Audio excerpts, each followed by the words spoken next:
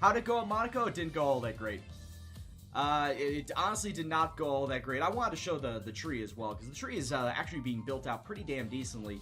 We currently have a little thing in the chassis being built up, but by the end of the practice programs for Azerbaijan, I should have enough points to build up one more thing for durability, and I'm thinking of putting in extra stuff into the engine. I think I'll have enough points for the engine upgrades, so we might do that. We'll go one durability, one engine, because I want to build out the engine completely, as much as I possibly can, of course, before the end of the season.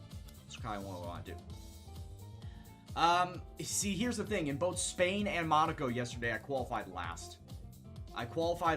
And I forget where I finished. In Spain, it was 17th, and Monaco was 19th. Yeah, it wasn't good. It definitely was not good racing. So, yeah. Well, like I said, hopefully here at Baku in Canada, it'll be much better racing this time around. And crossing fingers, hopefully the weather keeps us out of any sort of wet. As, especially in Canada, running that in the wet is a pile of dog shit. I've done it before. I don't want to do it again. What's going on, Coker? Thanks for stopping by. As you can see, George Russell is still becoming a man behind the wheel. As you can see, 89 rated, of course, with all of his boosts that he gets on the back end. He's doing pretty well for himself. Still got a decent engine. Still have not had to delve into a second or even third. Actually, now that I say that, I probably will be going into a third ICE. Whoops. But what I'm trying to say is I'm not going to get an extra engine to take a grid penalty at this point in time. I'm not getting an extra part to take a grid penalty, so that's all fine and dandy. You did see the R&D tree. That's what it looks like right now. It's all pretty evenly spaced, with the exception of the durability. It's all pretty evenly built out. But at this point in time, I can't really do much to the engine, the aero, or the chassis, because Williams are being tightwads and they have not built up my facility.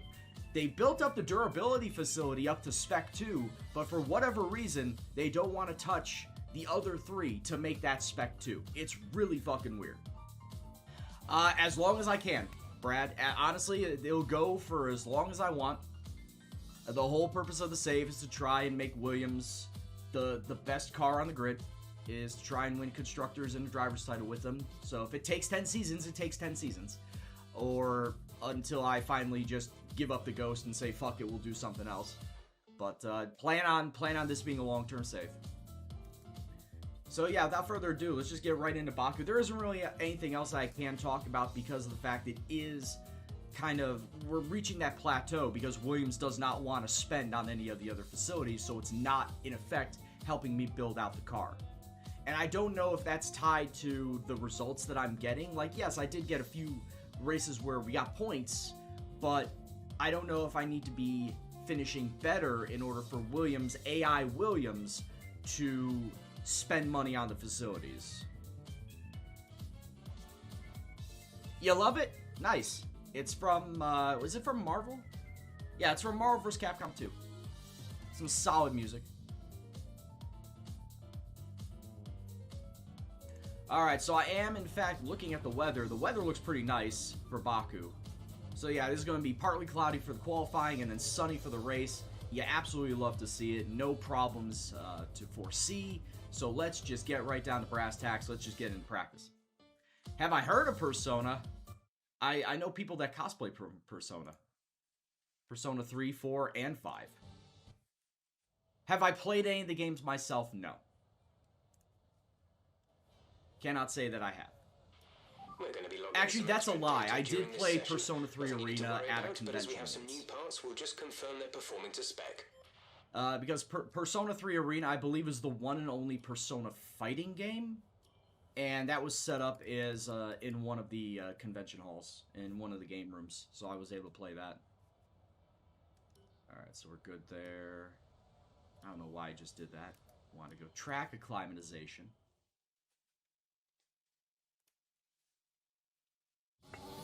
I only know one song from Persona 5, and that's because it was memed to death. And you'll never see it coming. As the only one I know.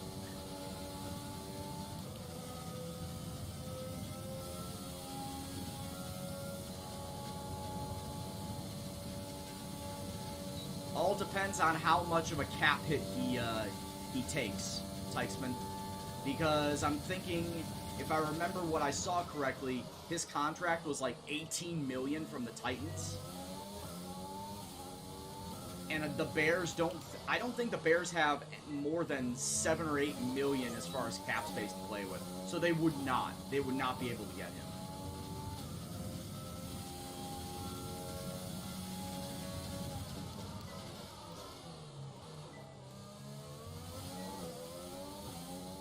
Yeah, joke, I've tried, you know, and I find it distracting to myself, actually. I've done it in iRacing before, too. And I just feel like it's a bit distracting to me.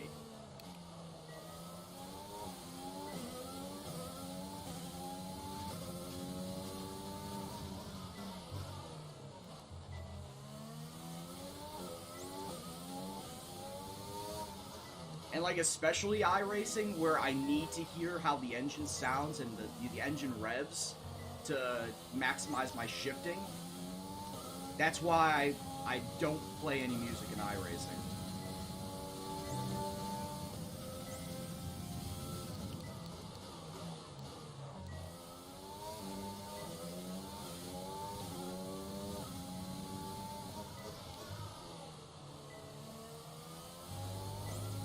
Oh yeah, and I've tried in iRacing practices too, having the music on in the background, but like I said, it just to me feels distracting when I'm trying to figure out a track.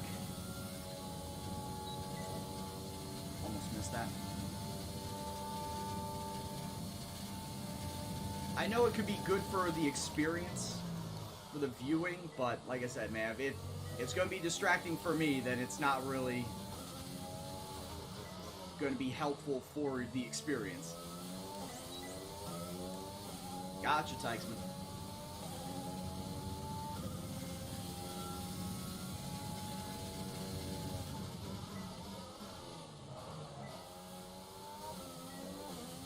Shit, didn't even realize I dropped down the first gear there, though I gotta get the first gear here.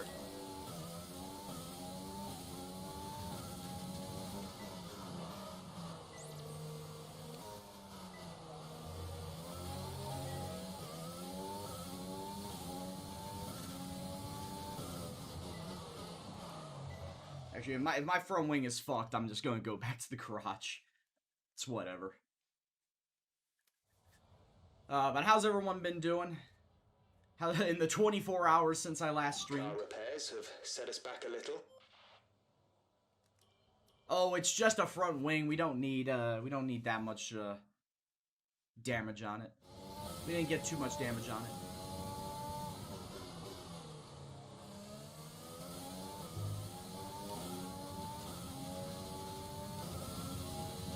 Barnsley took the L, man.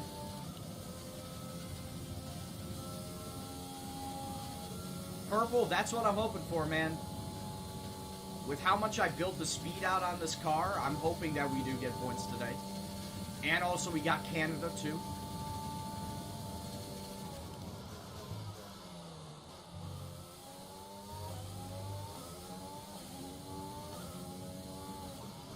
So I am hoping to crack the top 10 in both of them.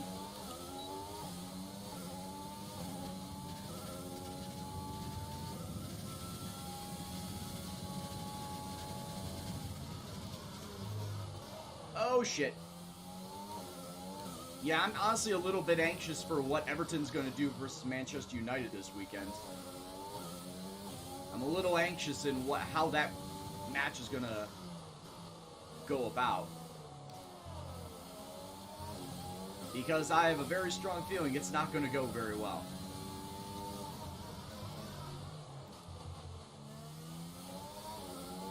Just don't do a Russell. How about I don't do a Leclerc right here? Because I have done it before.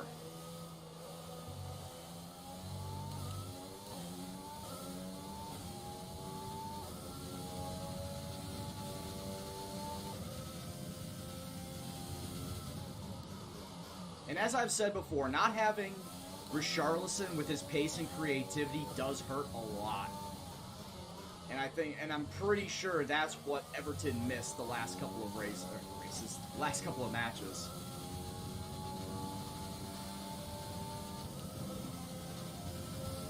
Also, not having James with his creativity and vision as well, that is a hindrance to Everton too. For how long he'll be out injured, we have no idea. See, I knew when he came back, when they fucking played him against Newcastle, I knew that he was rushed back too early because at the end of the game he was hobbling. He definitely did not look like he was fully fit after that Newcastle game. And then Carlos saying, "Oh yeah, it looks like he's not going to play versus Manchester United." Well, shit, you trotted him back out too early, and now you got to face the consequences of he may have aggravated the injury to stay out even longer than what he would have been in. It's just all a sad state. But I mean, we've only played 7 games. Still a long way left to go in the season. But you're going up against Manchester United, not having Richarlison, not having James, 2 creative players, and that's honestly what you need against a team like Manchester United. Is that Goodison? Yeah, Manchester United are very shocking in the league right now. I have no idea what's going on with you guys. Or I say you guys. I don't know if you're a United supporter. But what is going on at United? Is it the coach? Is it Ole just not knowing what the fuck to do? Is it the players? With how they're performing this year, or just not performing well under Ole's tactics? I've not watched a single Manchester United game this year, so I have no idea what's been going on.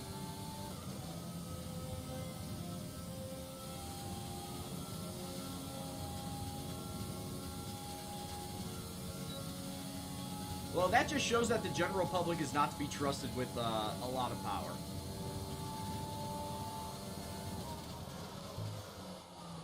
Madness, I ended up 19th.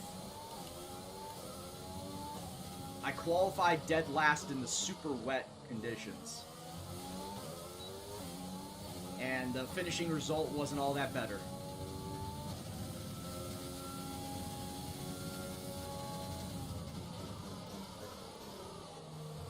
Because, yeah, like I say, you gotta remember, I qualified in a monsoon.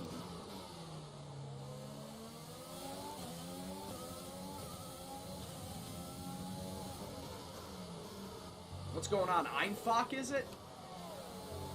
Thanks for stopping by. Well, that's the thing, man. As I said, it was qualifying in the wet, but it was a dry race.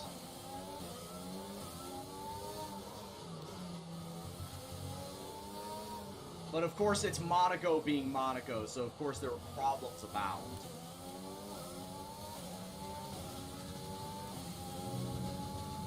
Oh, I gathered you are another viewer from Germany. I seem to be getting a lot of viewers from Germany, and I welcome my fellow friends from Germany. I welcome you coming on in. I hope that you guys are doing well over there.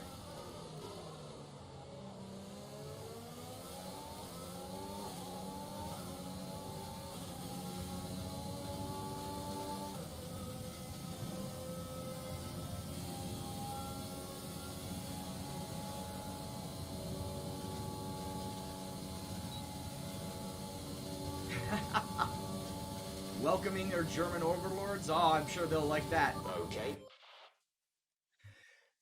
Oh, excuse me. Felt that coming a mile away. You're from Greece? Ah, opa, Vasilopoulos.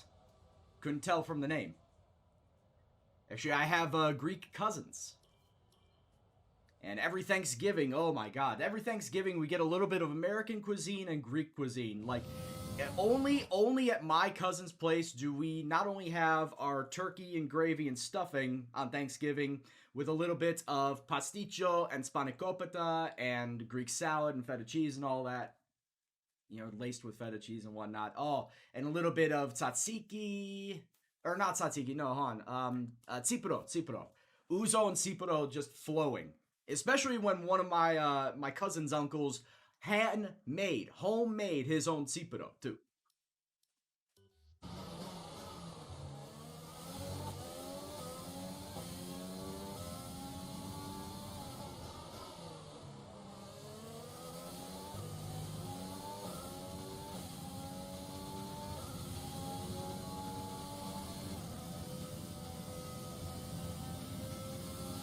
Hey, welcome back, props.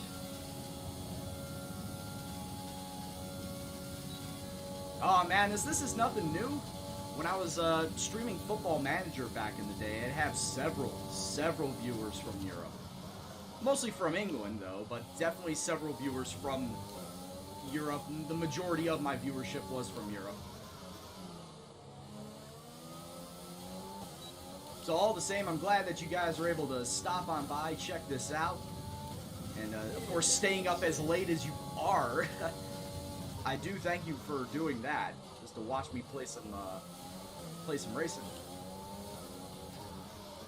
I saw that follow. I'll get to it in just a second.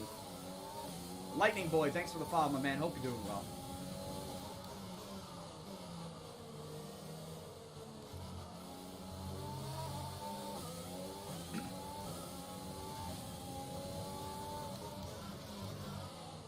Oh, why did I pop a few mix up?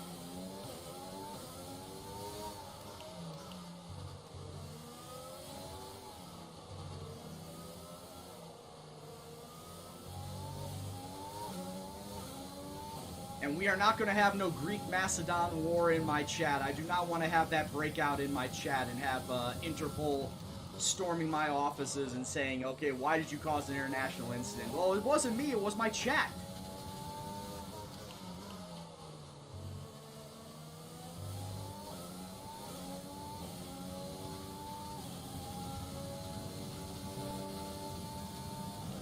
Everyone get along here. Wholesome chat here. Wholesome chat.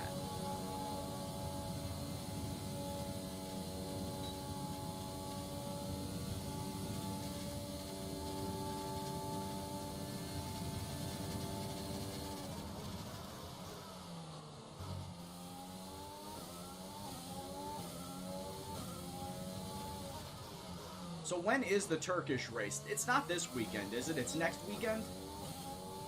It's not this upcoming weekend?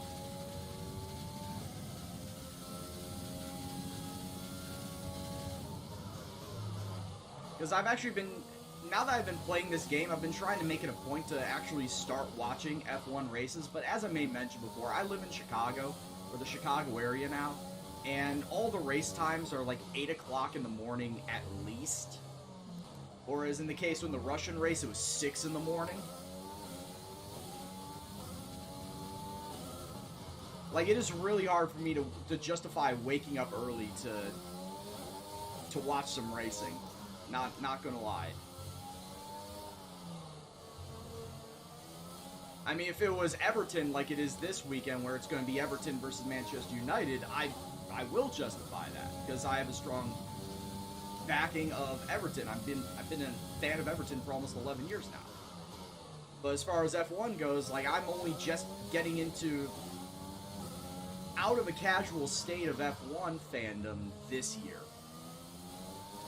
And even before, I gotta say, I wasn't really a fan. I was only watching the Monaco Grand Prix every year for the last 5 years. That was about it. So I can't even say I was a true blue F1 fan or even a casual F1 fan. It was just, oh, the race is on, let's throw it on. Well, it was also on the same day as the Indy 500, so it gave me extra reason to watch it.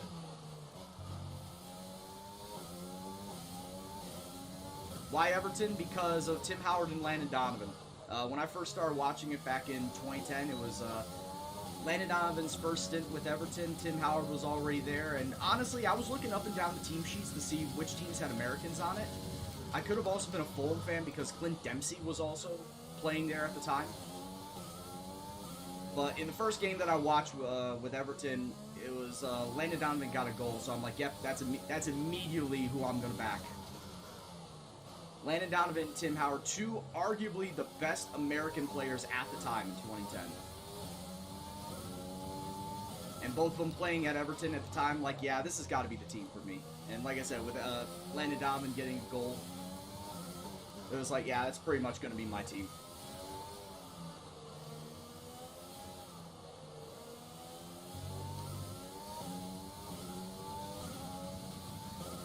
Plus, at the time, also, Everton had similarities with the Chicago Cubs, my baseball team that I follow, in that they haven't really won a title in a long time, but always seem to be, like, on the verge, never really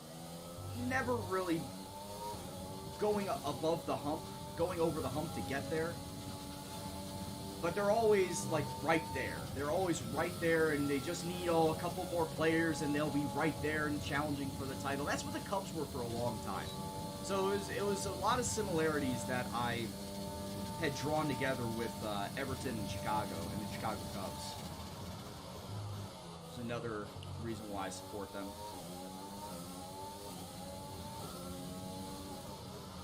Turkey race is going to be 6 in the morning for Chicago. Oh, shit.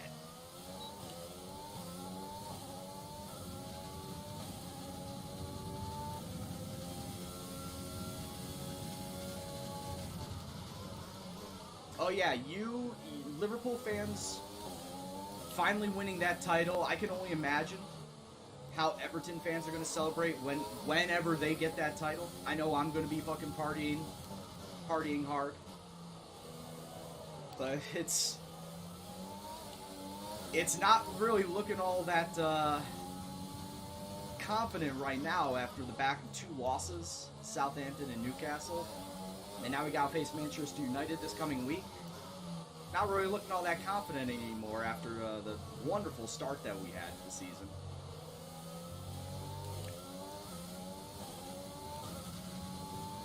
I'm getting more accurate data, Vazzy. 3 is the minimum, yes, but if you go all 5, it will give you the most accurate data.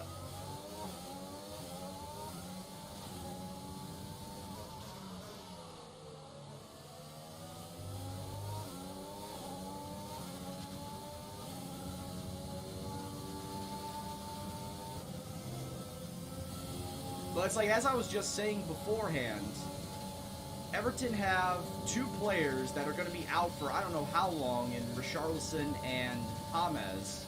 Richarlison's going to be out for at least 1 more game due to the red card. And James is going to be out due to injury.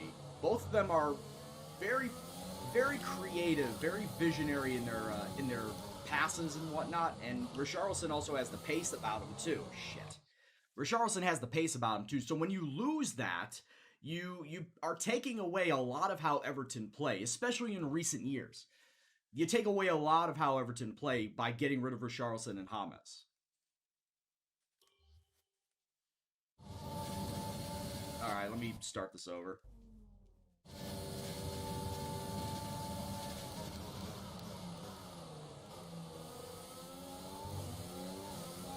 I think James was a great addition by Everton. Like I said, with the whole creative aspect, he's very visionary. You can see the whole field.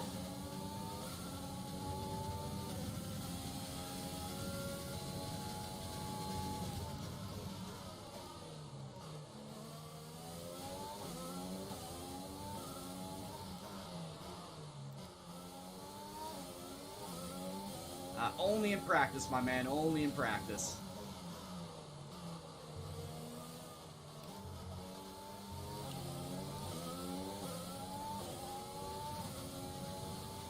Yeah, and honestly, Zihan, it could have happened to anybody.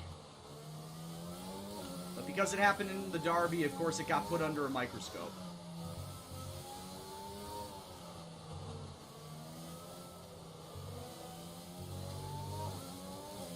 Am I saying it was deliberate? No, it was not deliberate. Was it dumb? Yeah, I agree it was dumb. I absolutely agree it was a dumb move. But was it deliberate? Absolutely not.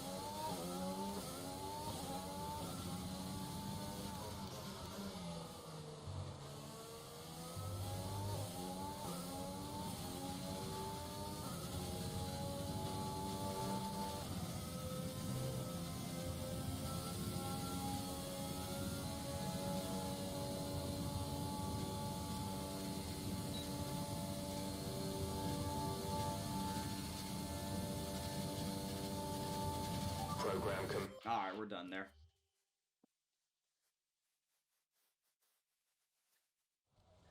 Madness says, do you ever do a 100% race without flashback? I've done 100% races before, yes, but not without flashback, no.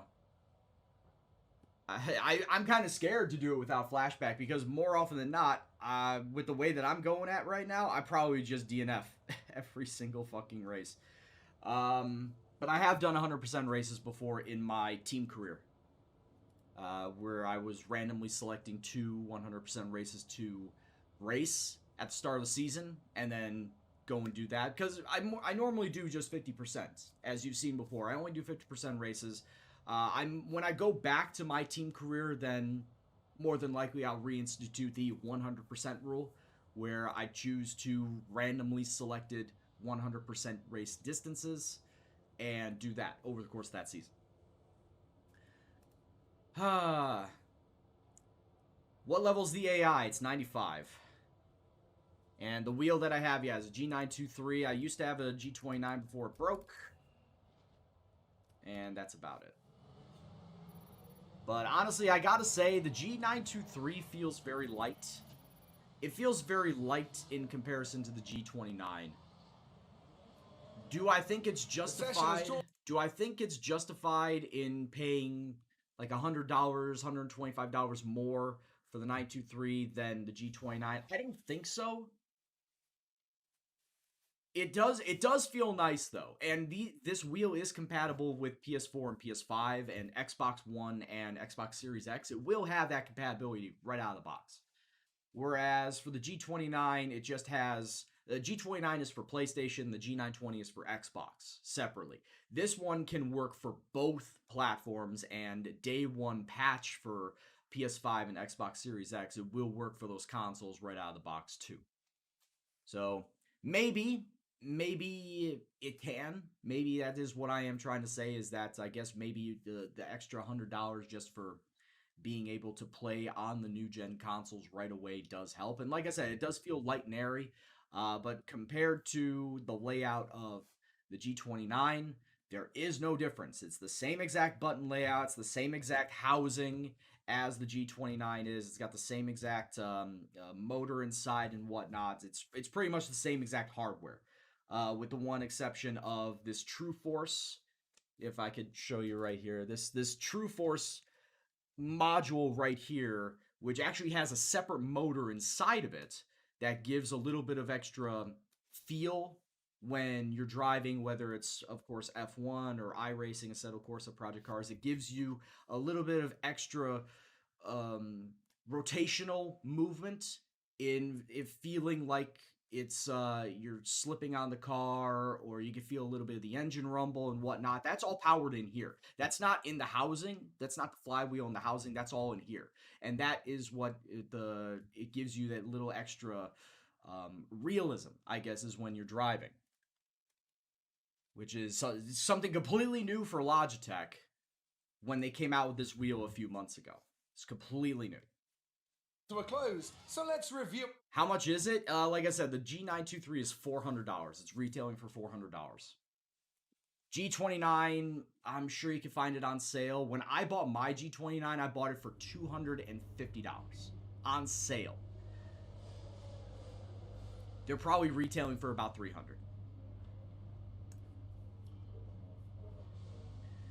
See, that's the thing, though, Connor. Connor was asking what my AI is. When I race in the race, it's 95. When I practice, it's 80.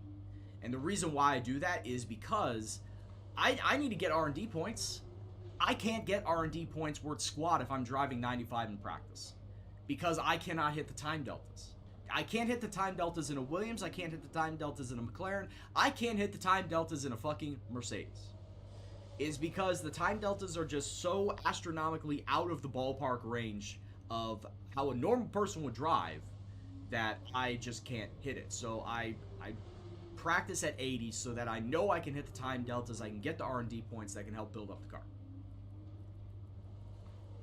Yeah, it was cheap at the time, Madness. It was absolutely cheap at the time. And like I said, I got it on sale. And it did me wonders until I turned it too far to one side and snapped the calibration on it. I had that wheel for like a year and a half, the G29, before I picked this up. I got this up last month. So like I said, it is relatively new. The G923 just dropped back in July, and I picked this up back in like beginning of October. So it is fairly new. Overall, for me, it is fairly new, and out on the market, it is a fairly new wheel. Okay, so I need to swap out my engine. So I've got a practice engine and I have a real engine. Practice engine is what takes all of the abuse so that I don't wear it out too fast. And then that's basically what number 1 is. Numbers 2 and 3, that is what I designate now as my race engine because it's the lesser used parts. Yeah, it's something I've been doing for the last few months, Connor, and I highly recommend it, especially if you need to get those R&D points to build up your car. Like here, what I'm doing here with Williams, I would highly recommend it. However, I'm probably going to start moving up my difficulty in practice. I'll probably move it up to 85 very, very shortly, just to make it a little bit more challenging. Because as you can see, at this point in time, I am hitting the time deltas with no problem in my Williams on 80. So I probably should be moving the practice up to 85 now. Can't afford a Logitech wheel. You were thinking about that Ferrari wheel. Oh, which one? The Fanatec or the Thrustmaster? Which one does the Ferrari wheels? Is it Fanatec or Thrustmaster? Either way, for Fanatec or Thrustmaster, both of them high-quality names. And I would absolutely recommend if you could find one on sale too to go for those, like all put together ones, because Fanatec and Thrustmaster are high quality. High quality materials, high quality product. Not saying the Logitech isn't, because, well, Logitech lasted pretty long for me. But I would say, yeah, Fanatec or Thrustmaster, if you can go and get an all-in-one package for relatively cheap, I would go and get that. But you gotta watch out because Fanatec and Thrustmaster love to do a la carte purchases. They love to sell their stuff separately. So separate wheels, separate direct drive, separate pedals, separate shifter, separate everything. And depending on what setup you go with, if you buy everything separately, you could be running yourself up to $1,000, $1,000 worth of parts. So just compare and contrast the various wheels, the Logitech, Fanatec, Thrustmaster. Check out all of their put-togethers. See which ones have the best reviews. Like, I've only used Logitech ever. I've never touched Fanatec or Thrustmaster, so I can't give you an opinion on that. But I do know that Fanatec and Thrustmaster are high quality in terms of composition, and it's what pros use, too. So you can't go wrong by choosing one of those three, because they are very highly touted, not just by professionals, but amateurs as well.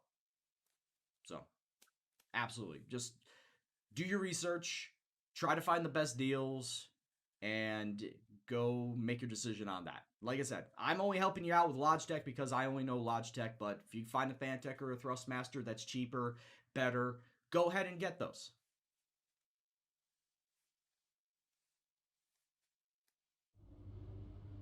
Thrustmaster 528, it is cheap.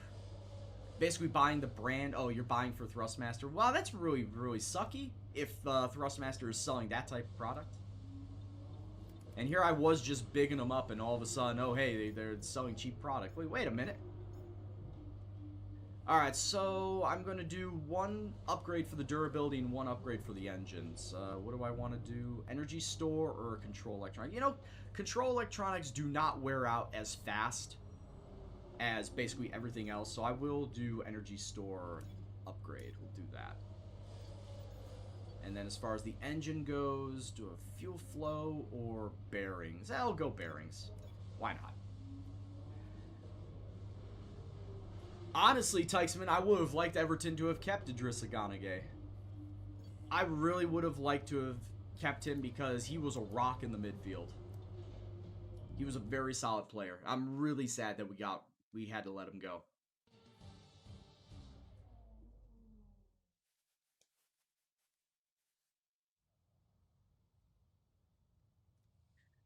You get Odegaard from Madrid. I was going to say, what team is he playing for now? Because Odegaard has basically been loaned out every single season that he got bought by Madrid. And it's hindered his growth. It really has hindered his growth. And here's the stupid thing. Odegaard is only 22. He is still young. He got bought up by Madrid at 16. He is still very young. And I hate to say that he's washed. He's definitely not washed. He could definitely add to whatever team could pick him up, whether it was, Olympiacos or Heerenveen or wherever he's at now. He definitely can add something to that team. But why Real Madrid haven't done it themselves, it's If you want beyond to know me. specific information or make certain changes to the car during a pit stop, you can tell me what you want over the radio. Press and hold the radio button to activate the system, and you can either... Isco? That's a name I haven't heard of in a long time. Where's Isco playing now? Is he still at Real? Don't tell me Isco is still at Real. I haven't heard of him in a long time.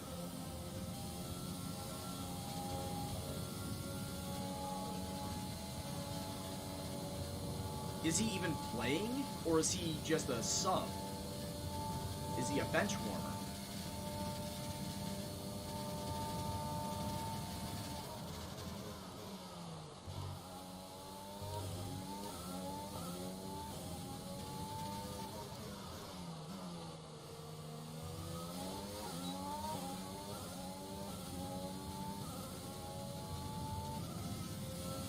No, I'm not a setups guy. All my setups I take from my buddy Sarancia, and he is giving them away for free on his Discord.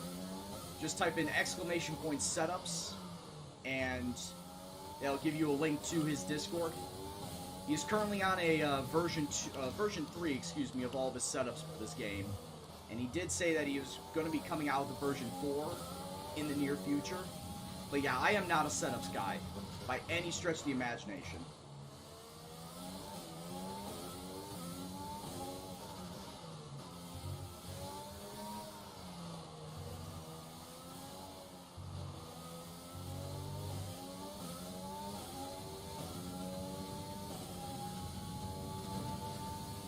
Oh, I know Isco is getting old. That's why I said, is he even still playing? Or is he just a sub at Real?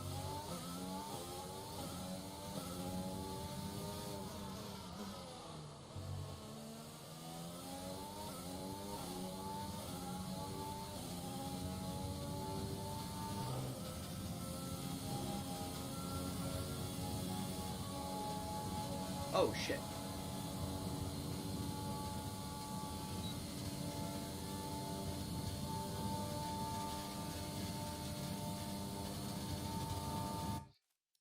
All right, we're good with that. Yeah, Everton had an amazing start to the season, but like I said, those last two losses to Southampton and Newcastle, man, it all came down really to poor attacking play because there was just no creativity, and the defense looked pretty jumbled. I hate to say it, but the defense looked pretty jumbled. All right, where did that actually put me? Fucking last, man. Is it all because of the speed again? Yeah, look at that speed. I'm 8/10 off of Grosjean, man. It is all down to the speed, and I thought this car, with how I've been building this car up, I thought it would have been a lot better than what I'm seeing. Clearly, that's not the case.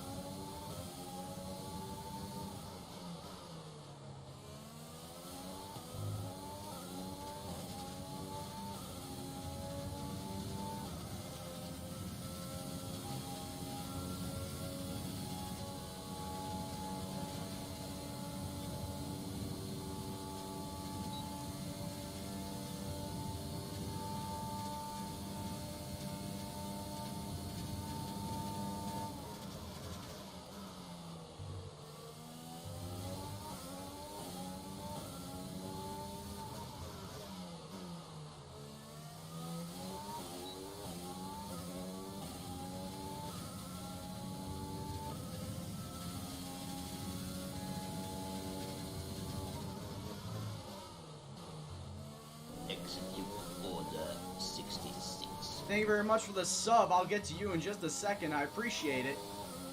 Mr. Jackex coming on in says Spinala. Hey, fuck you too, buddy.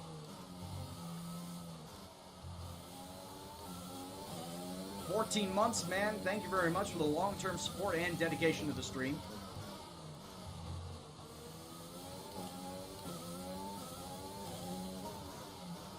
We were just talking about your Southampton squad beating up on Everton.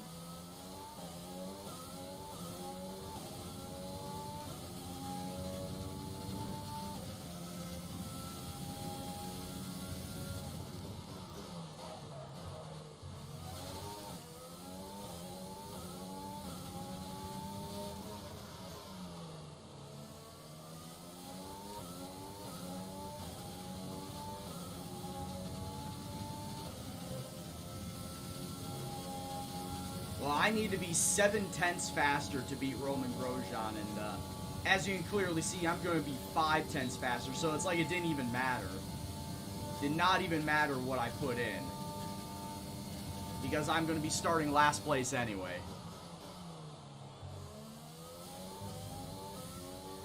All those additions to the engine, I still cannot get the speed necessary to get out of Q1.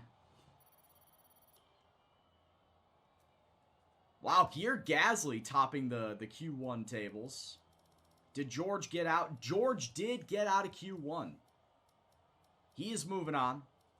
But it's myself, both the Haas boys, Giovinazzi, and Carlos Sainz not making it out of Q1. God damn, man. James Ward-Prowse is a god. I had him in my fantasy team for a couple of weeks. Good day today. Let's have your take on it. Why, Claire? Why do you torment me? The qualifying pace didn't put you at the front of the grid. Will this be a problem tomorrow? You're making the best of a bad situation. Did you feel that things went well for you today? No. Appreciate your time. Do I feel that everything went well when I qualified in last place, Claire? I would like you to research that question again. Research it again. Come back to me with a better question. Alright? And my rivalry with Lando is still very early.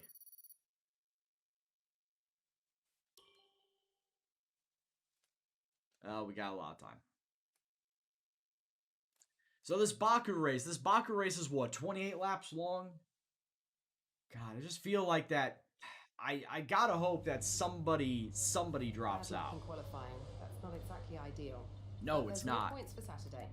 And I will say this, like I already have points in this season. I have 7 points. You take a look at my results.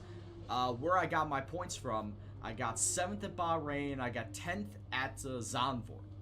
So I was able to get points so far this season, however, just have not been able to put things together fully because of the fact that I'm still building out the engine on this car. If you take a look at my R&D tree, as you can see, I'm pretty much evenly building out everything. So my engine has got 10, almost 11 things built out. I got 9, almost 10 things built out on the chassis. I've got 12 things built out on the aero.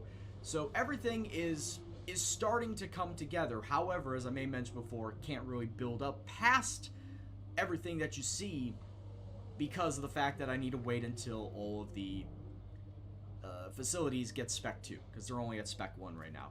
Otherwise, I basically plateau and I can't really build anything out. So I gotta hope that Williams, somewhere down the line, says, hey, this car can be good if we just give it a little bit of a push and actually give some money into the facilities that I need. Right now, we just don't have that.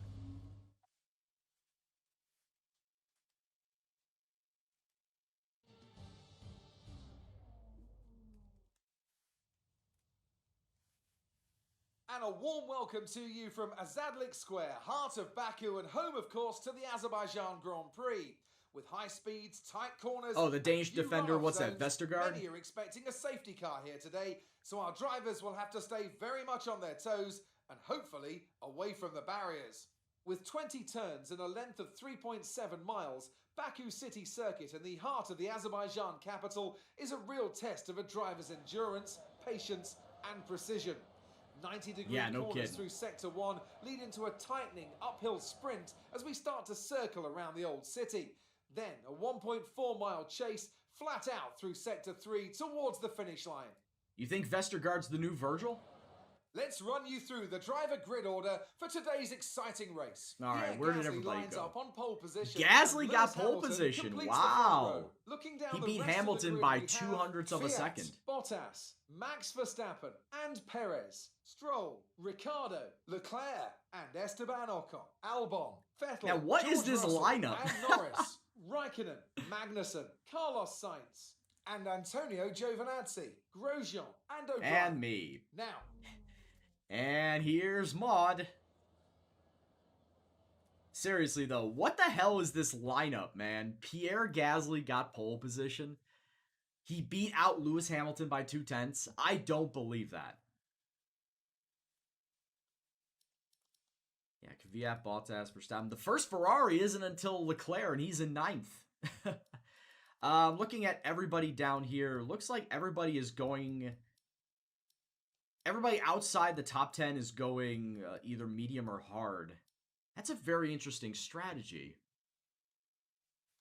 Why am I getting told to go soft tires at the start? I mean, do they want me to go soft hard? Is that what their strategy is? That's kind of a shit strategy. Oh no, wait, they want me to do a 2-stop strategy. How about no? How about I don't do a 2-stop strategy and say I did? We're gonna go soft medium because 1-stop OP. 1-stop always OP at in these 50% races. So yeah, we'll go and make the 1-stop work. Starting on the soft tires and then finishing up on the mediums. Coming in on lap 9 to pit. And yeah. Will I be able to get past some of these fogies that are in front of me on the harder compounds? Well, we'll just have to wait and see. Let me know in the chat what you guys think. So here we go.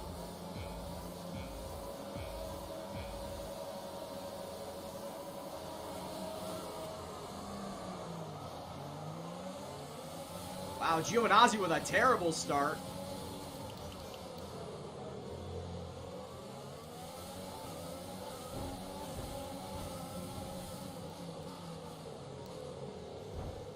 Wow, I'm getting fucking bullied over here by Magnussen. Ben Wilmot, thank you very much for the follow, my dude.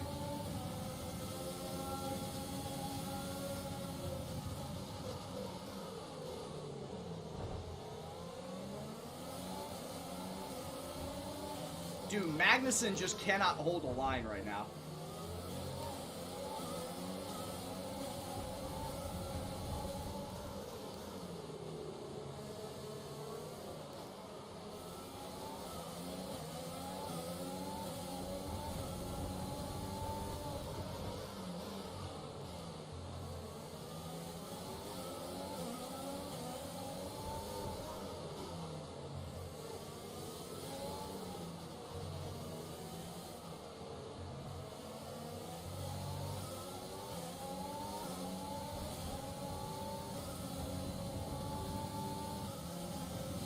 Put a custom F1 mod on it. I've had somebody in the chat tell me before that there are such things, but I've never looked into it because I also use this for racing in NASCAR, like oval races too. So I've always just left it as is. I've seen what some of them look like. Some of them look pretty sharp though.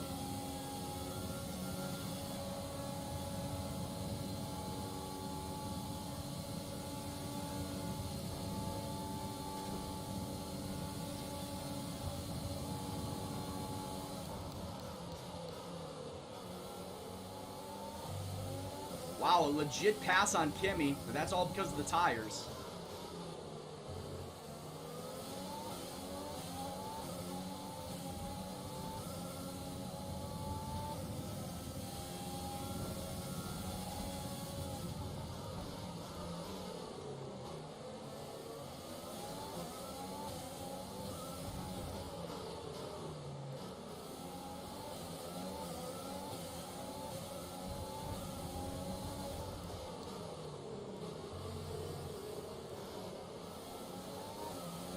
Somebody is holding all this up. Dola, thanks for the follow, my man.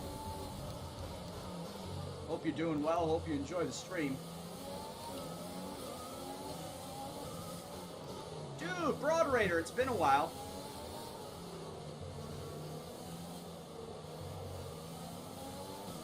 Hope you've been well.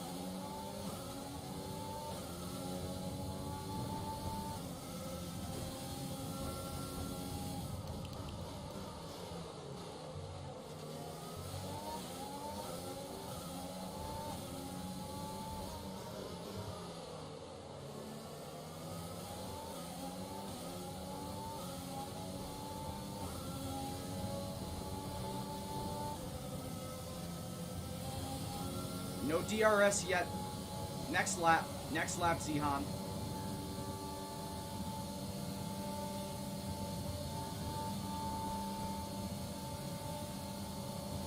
DRS is being enabled this lap. We can use DRS when you are within 1 second of the car ahead and in the DRS zone.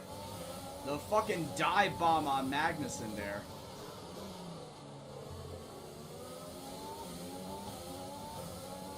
I have no regrets on that dive bomb on Magnussen. None whatsoever.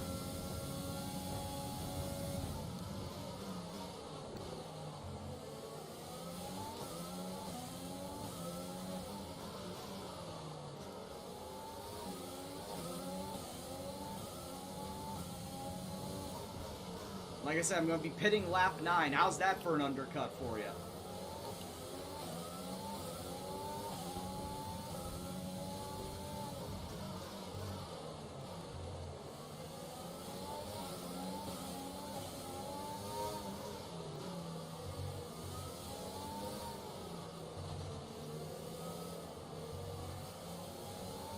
Man, the AI scares me in the castle section.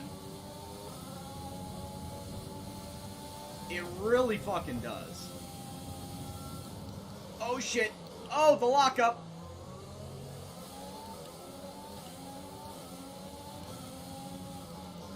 No damage to the wing. Somehow.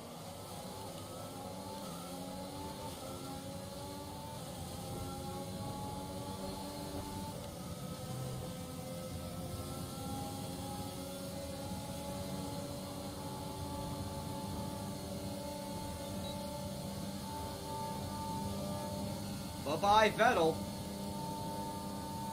A Williams overtaking a Vettel... a Ferrari legitimately. Wow, you don't see that every day.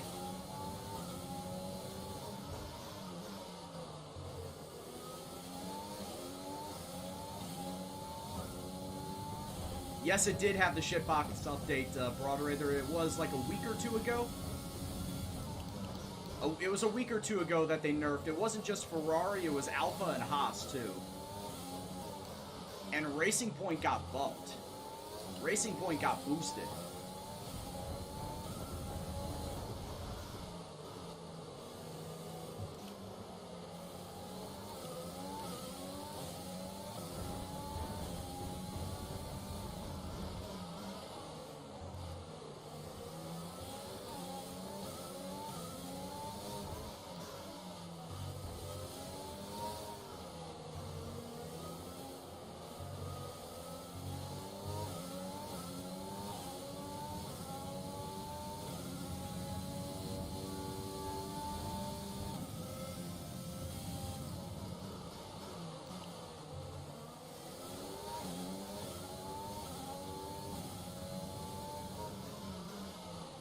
What about all your furlough money?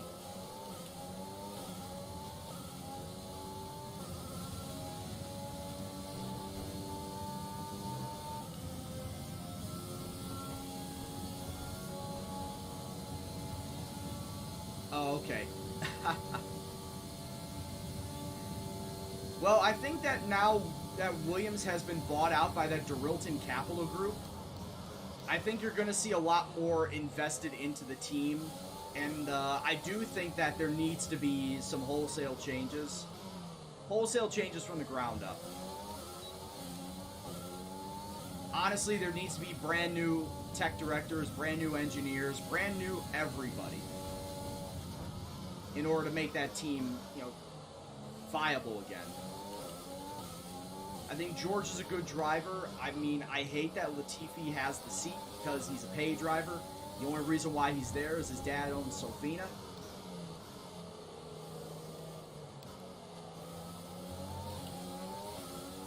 Oh, why am I doing that?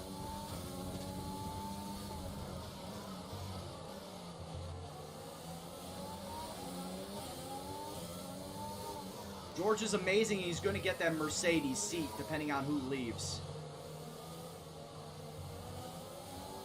Uh-oh. Oh, no! Alright, first flashback.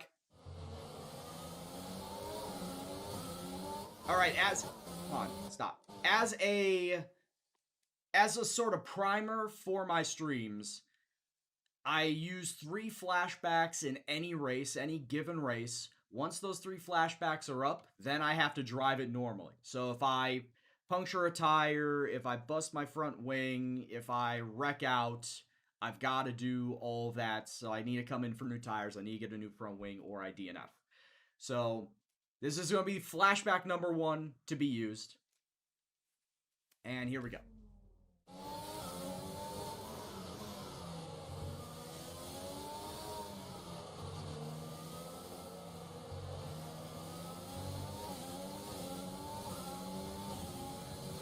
Sucks that it happened to be 5 laps in.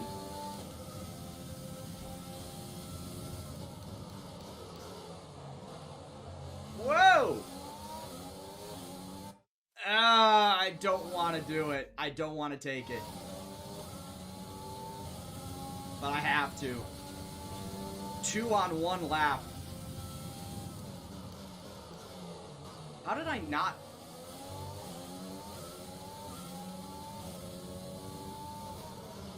Alright, so 2 on 1 lap. I gotta be careful the rest of the way.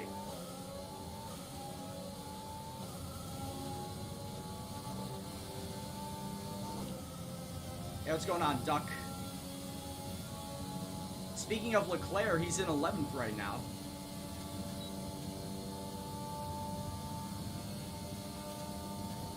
And he's being passed by George. Leclerc is being passed by George. He's trying to be.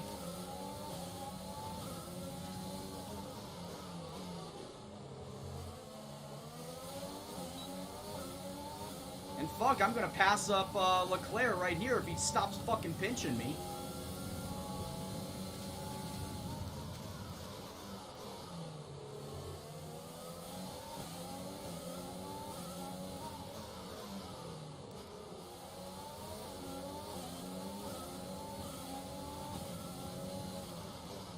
Yeah, George Russell got hit by Ericsson. We all saw that, right?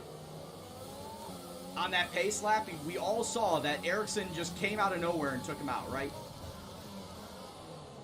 That's how Kimi was able to get his P10.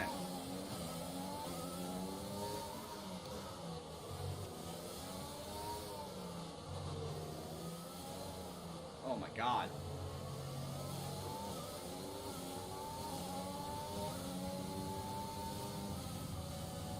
Oh god, I'm scared. There's no reason to go too wide through there. Yellow flag. Uh-oh, somebody wrecked out. Caution, caution, yellow flags ahead. No overtaking through the caution zone. Be careful until you see the greens. Oh, it's Lance Stroll. Okay, the incident has been cleared. Let's get back up to racing speed. Some information on Stroll. They are out of the race. Full course caution. The safety car is out. Keep an eye on the delta. We need to keep it positive to avoid a penalty. Slow down. Maintain positive delta. A new strategy is available on the MFD. Immediately coming in for hard tires. Oh no, I'll go soft. Another set of soft tires. And then finish out on the medium. Tykesman coming in 4 months in a row. How long till we get to know if it's a boy or a girl? Well, that's completely up to you. Exit now. But anyway, Okay, Tykesman, thank you very much for the resub, dude. Welcome back to Gendo's gang. Driving if you cross over into the track. Okay, slow down. What the slow fuck? Down. Your delta is negative, which means you are too fast. Reduce Hold on, no. Time out. This is not going to count because how the hell is this even legal on pit road? Like, they kicks you out right before the turn. We're not going to count that. Alright, we're not going to count that.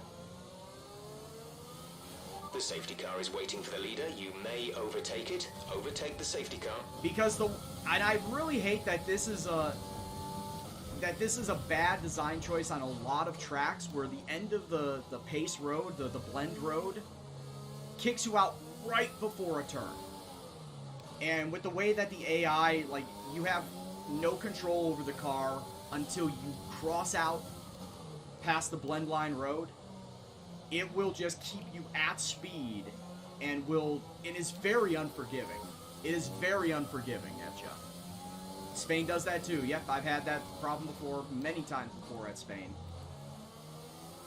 It's annoying as hell.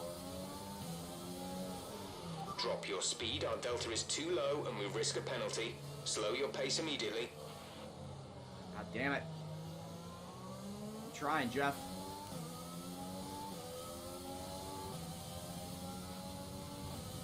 Stroll needs to go play ping pong. Hey, guess what? I'm not going to be last.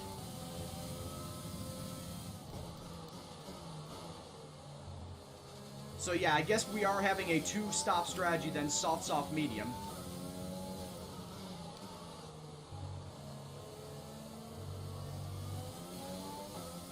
Because then I'm going to use these tires for, like, the next 9 laps, the 9 green flag laps, I should say.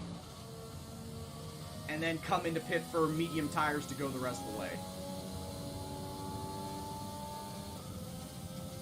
That's what my strategy is going to be. 9 more green flag laps, 8 or 9 more green flag laps, and then medium tires the rest of the way.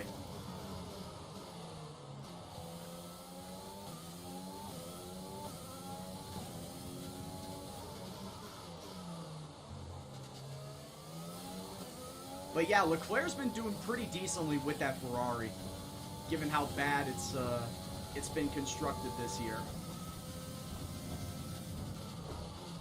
Sebastian Vettel is getting out at the right time, going into a much better produced car in Racing Point / Aston Martin.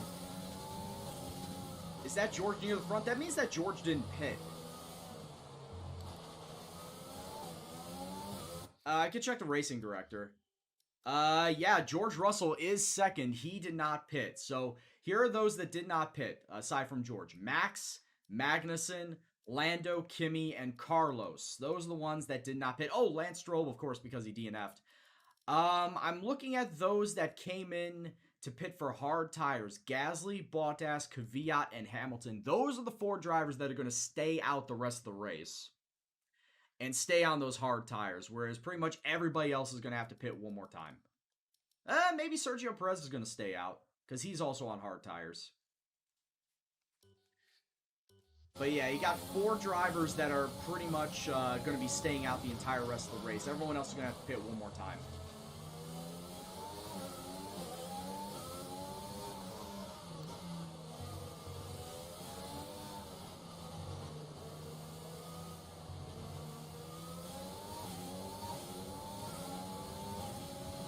Why soft? So I can have speed, my man. And then I will pit for medium tires.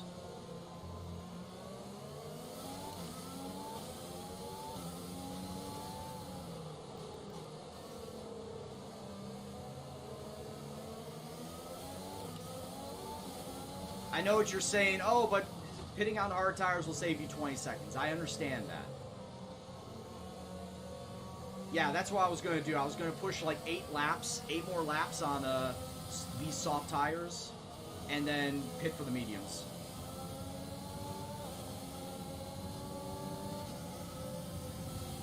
That is what my strategy was. As soon as I saw, like, we're getting the yellow flag on lap 5, going into lap 6, yeah, it's super early to say, yeah, let's go on hard tires. That's real early.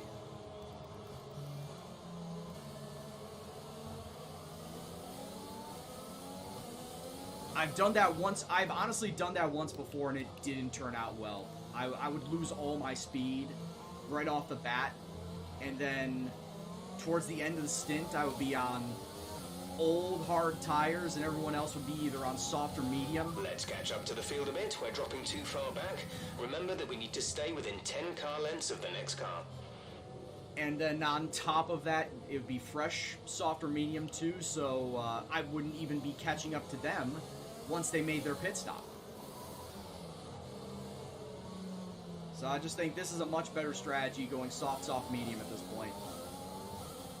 And yes, the safety car is coming in this lap, meaning that I would say lap 17.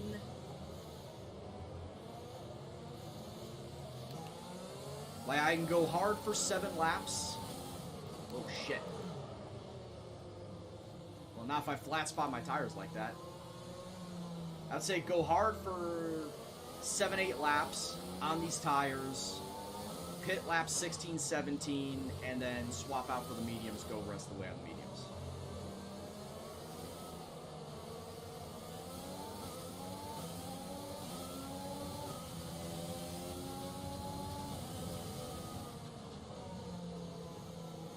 Renault and McLaren are in good shape. Well, I don't know how Renault's car construction is coming along. I seriously think, though, that Renault is kind of in the same way as Ferrari, where Okay, let's get ready Ricardo to go racing again. The is safety car is in wheeling- this lap.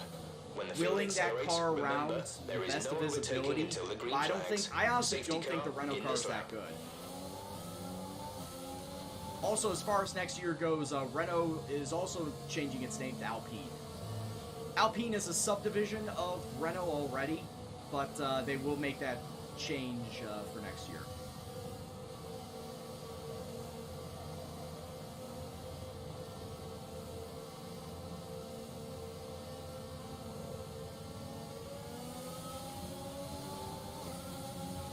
Okay, clear.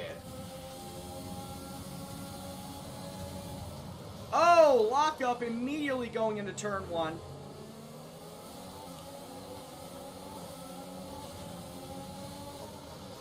And I immediately gained 2 spots out of it. Why the name change? I don't know why the name changed, but I do know they are changing it to Alpine.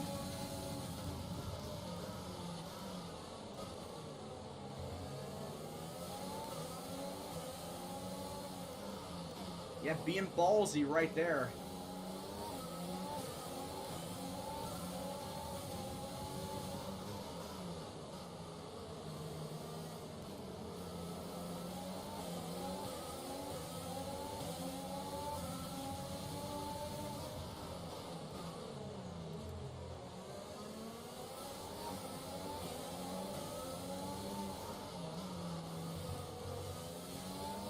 Why does the AI take castle turns so much smoother than I do?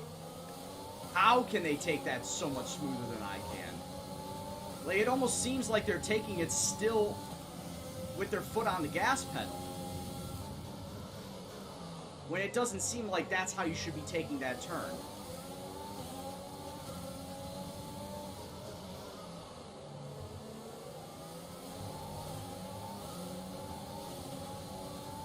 Maybe I'm just timid going into castle turn.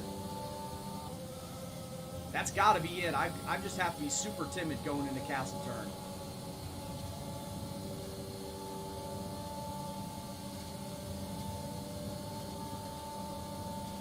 Alright.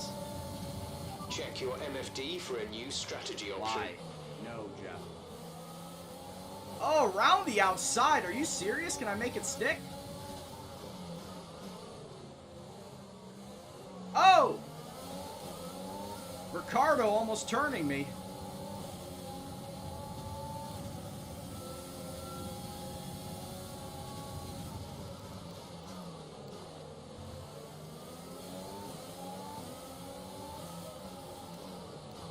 But yeah, this is basically my strategy is just run the fuck out these tires. Just push as hard as I can. Until I get to the mediums. Whoa! Kimmy. Are you a little drunk at the turns, Kimmy?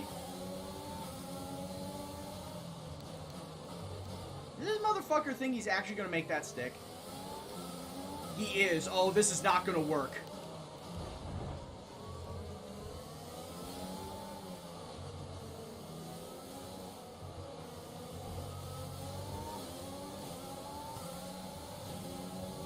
Like, Albon seriously thought we could go too wide into Castle Turn. Like an idiot. Is he really trying to... Oh my god, this guy is absolutely fuck nuts crazy.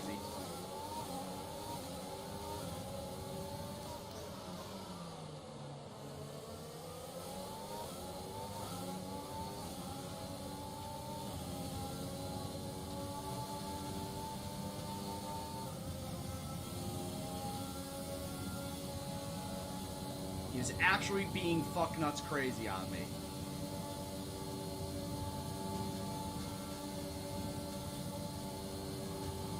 We're approaching the pit window. You'll be on the mediums.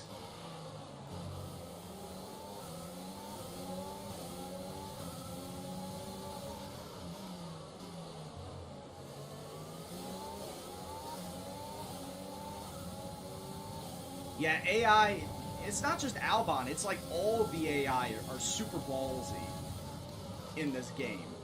Like, more so than they should be. They take a lot of risks that normally you shouldn't be taking.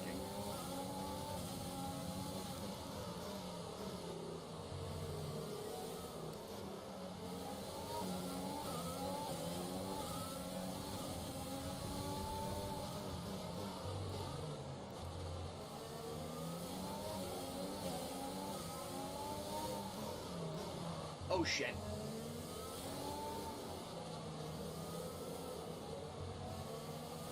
And that's why I hate Castle Turn.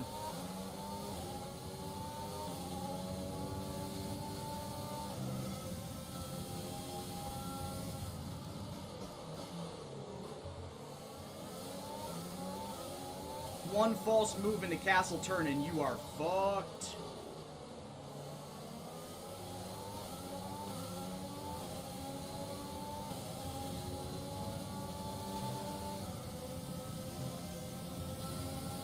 Alright, Kimmy, I got you. I got you, my dude. Just accept it. George Russell coming into the pits. George in the pits.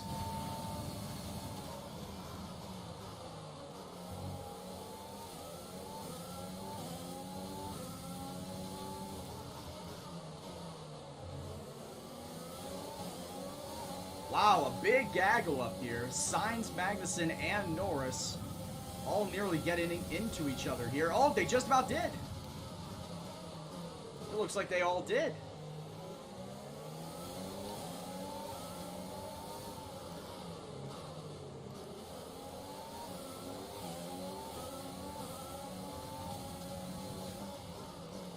Oh, Kimmy's got his flask in his car. He's all good. Does the drink button work? No, it doesn't, Kimmy. You have no drink.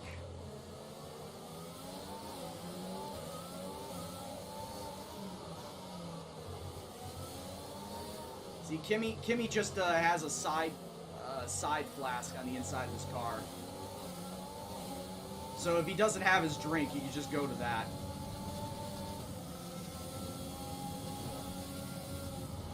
Oh yes, and he's told us many times before that he knows what he's doing.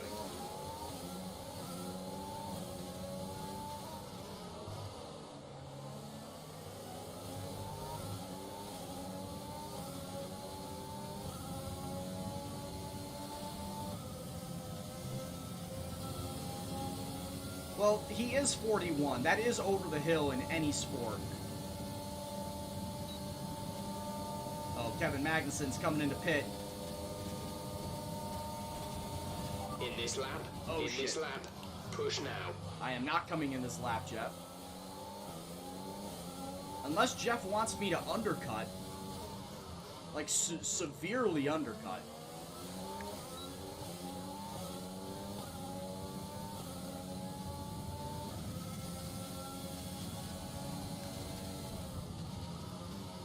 Everybody that's in front of me, barring, or basically, yeah, everybody that's in front of me is not coming into pit again.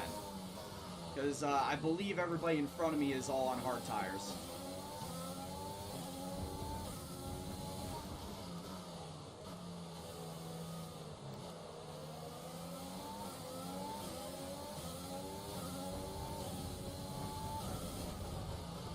I was thinking one more, Zihan.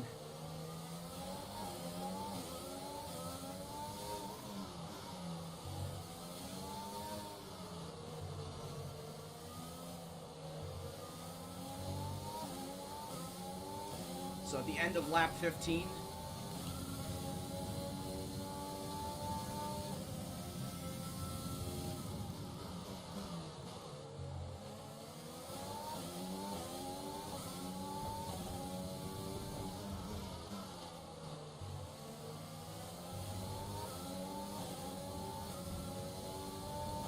it's like an old dude chasing kids. Well, yeah, he is the oldest on the grid.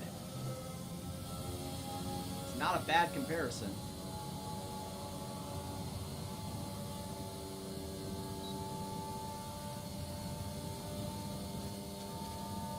Sainz coming into pit right now.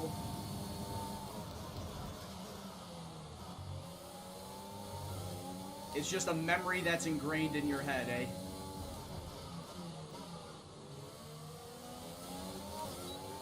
I mean, it is very famous. If I can just push ahead of Norris before this turn... well, I'm using my last flashback here, then. Fucking Norris trying to pinch me, this bastard. Alright, so we got 11 laps to go.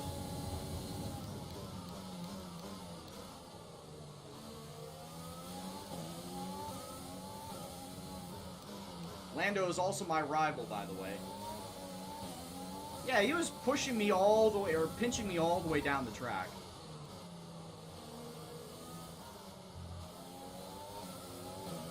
Which, to be fair, I think is what IRL racers would have done.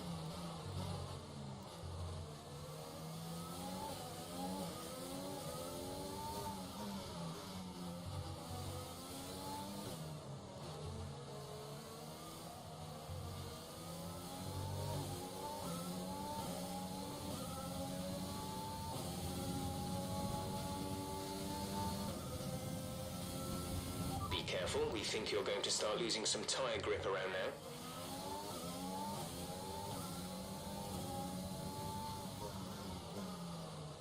Yeah, Lando's a great driver. Or, if not a great driver, definitely a good driver with potential to be great. He's like championship material. He'll get there. He'll get there one day. Ooh, Lando's coming into pit too, I think. Yep. Alright, Lando's coming into pit as well. I think he's going to go for the medium tires. Wow, a lot of people on the hards coming into pit now for soft or either mediums too. Amazing strategy. You'll be racing on the exit. Release, release. That was our last stop. No more scheduled pit stops.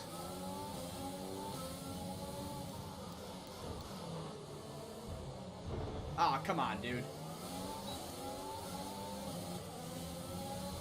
Magnussen! Oh, this is going to end badly.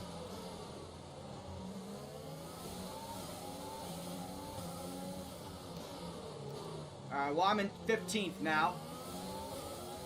Riding high at 6th place up until that pit stop.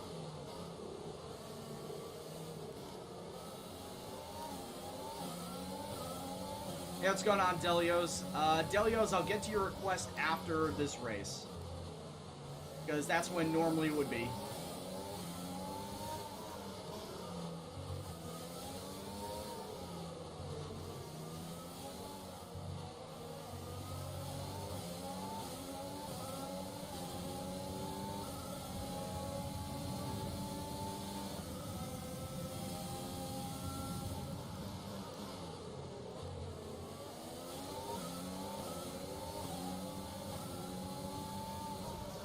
Yeah, there's a lot of championship material right now. A lot of young drivers.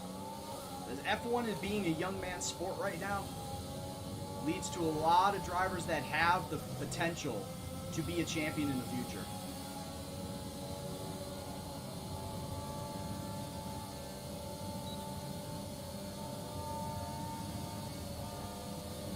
Alright, bye-bye Magnussen.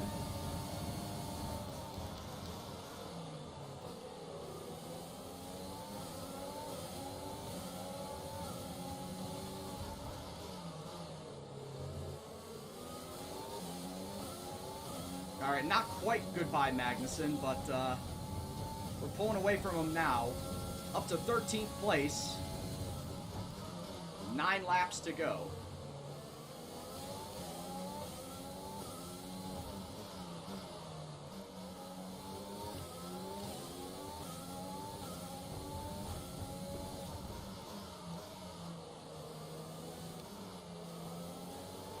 Yeah, Delios, why do you... Extra fuel target. Why do you think I'm playing this? Why do you think I'm streaming right now? Ah, shit. Don't tell me. Don't tell me. Okay.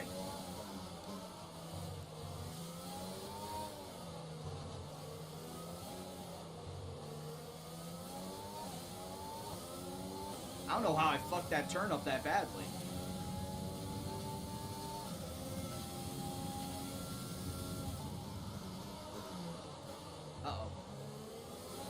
A little bit of a roller coaster there at the end.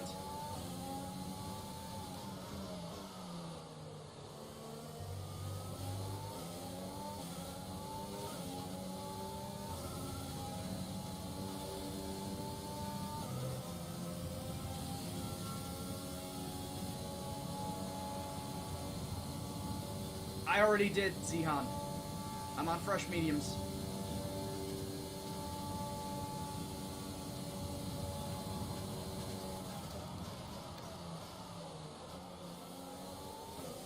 I did it 2 laps ago.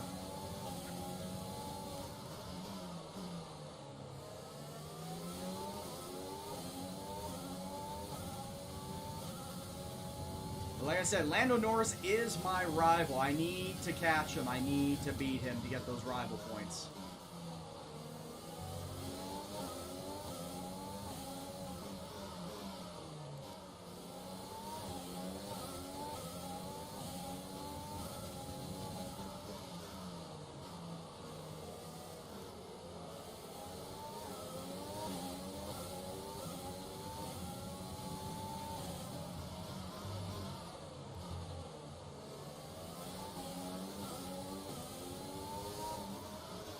Shit! Oh my god.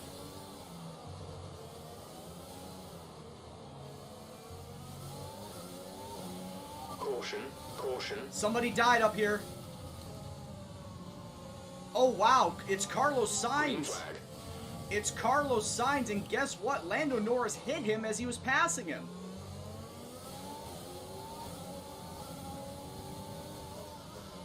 Carlos Sainz is dying, and Lando Norris hit him as he was passing him.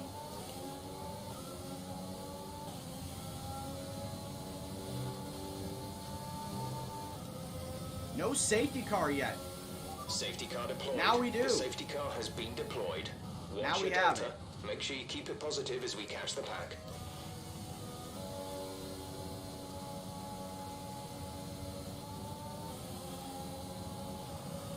Box? Are you kidding me? No, no one's boxing. No one's boxing right now, my man. It is way too late to box for softs. Overtake the safety car. You may overtake the safety car. It is waiting to pick up the leader. Hey, what's going on, Fresh Prince?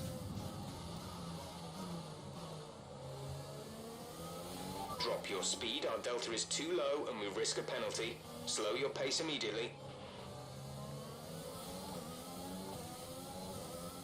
Plus, as you can see, Zihan, I'm currently in 11th place. I am not going to risk a chance at points for pitting for soft.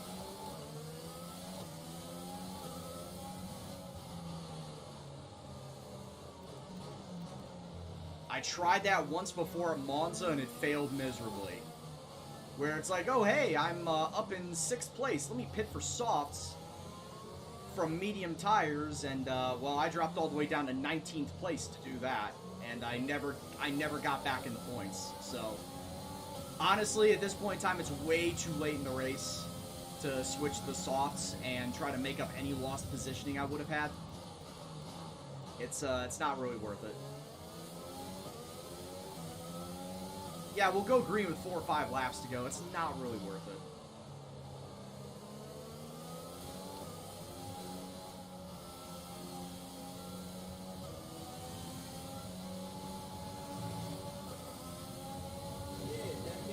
It does make sense. Flex Z, thanks for the follow, my man. Hope you're doing well.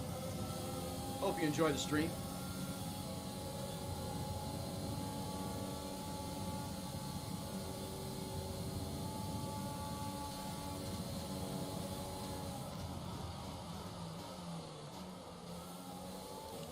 Yeah, virtual safety car with Hamilton so close to the pit entry. Oh. Isn't that what happened at Imola?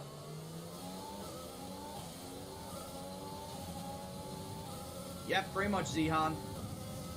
That's why I have 1.5 laps overage of fuel. Is I'm going to push hard on rich fuel the entire way. How old are the mediums? 3 laps? No, 4 laps old. No, I pit for these mediums on the end of lap 15, so these are going to be just about 5 laps old.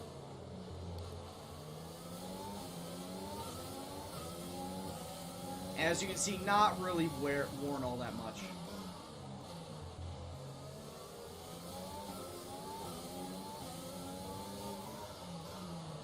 Shit.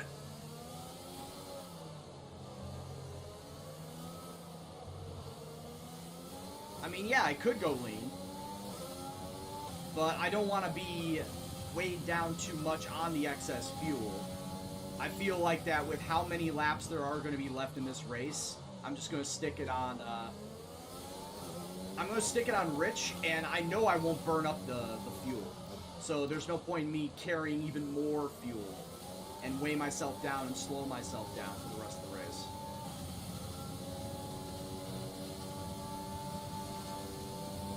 Like this 1.5, if I go rich fuel mix the entire rest of the way, I'll probably burn one lap of it. I'll probably end this race with 0.5 in the tank.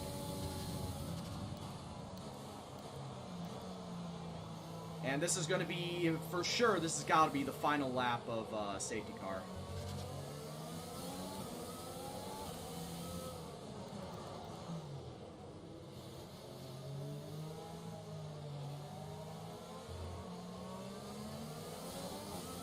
So we are going to have 5 laps of green flag racing.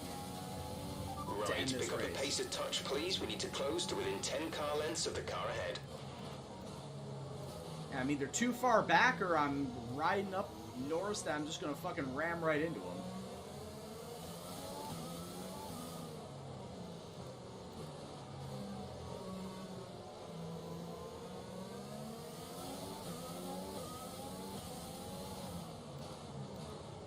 Now all the AI is so perfectly in a line. They all know how to keep their speed.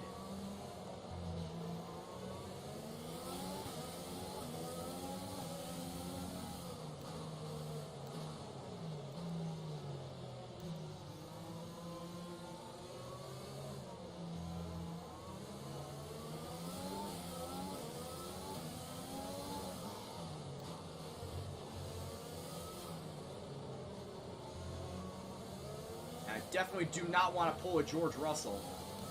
Not right now.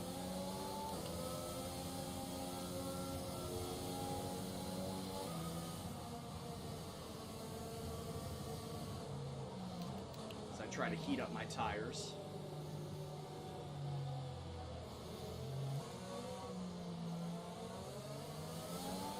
Safety car is in this lap. Safety car in this lap. Let's make sure those tyres are up to temperature, and remember, there is no overtaking until the timing line. Stay in position until the green flags.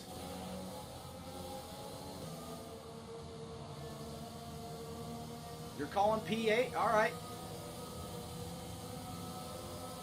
DRS won't open back up until lap 24, so with 3 laps to go.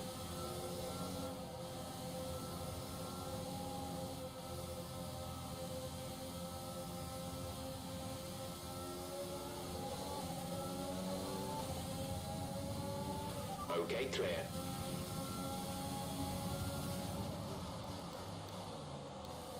I couldn't do the dive bomb this time.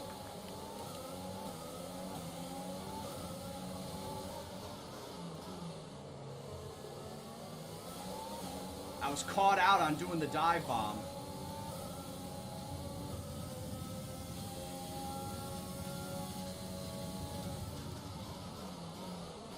Some information on Ocon. They're slowing down. It seems like there's some kind of problem with their car. Alright, well, if he can hold up everybody behind me, that would be a miracle.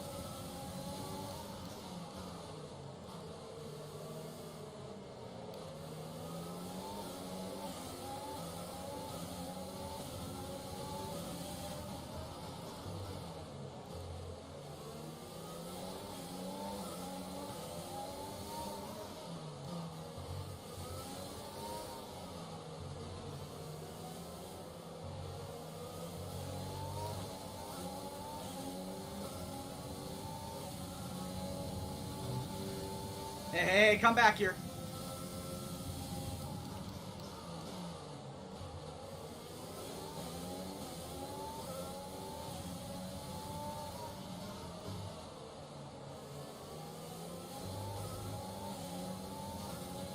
There's 5 laps of fuel remaining. You get back here, you son of a bitch. You ain't leaving me. But yeah, DRS is not opening up until 24. Lap 24. I can just stay in his draft.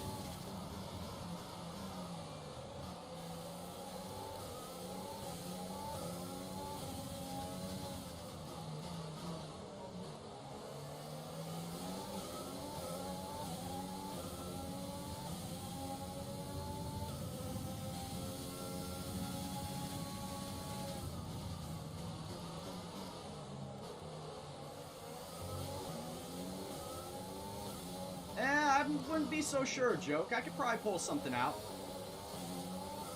George Russell's got us points, though. He's up in 8th.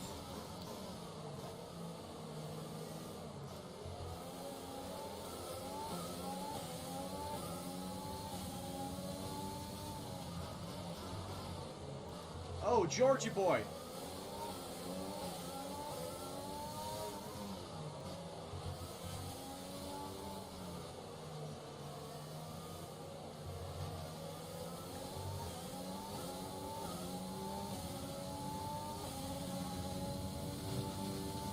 George is starting to slip down the order.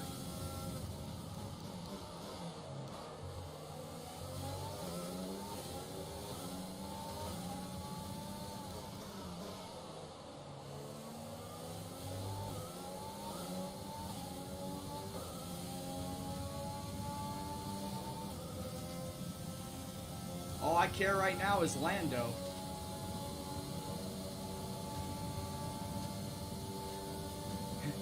It's definitely going to be more than 5 seconds there, Zihan, but I get your reference. DRS has been enabled. DRS is now enabled.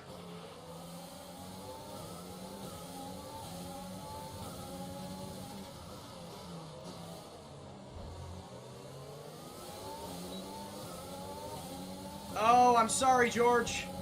I'm going to have to leave you in the dust, my man. Whoa! And then Lando had a little bit of a spill coming out of that turn.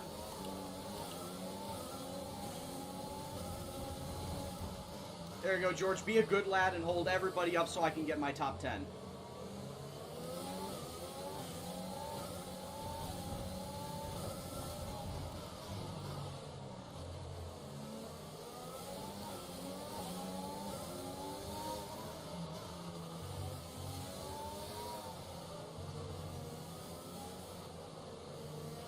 There's 3 laps of fuel remaining.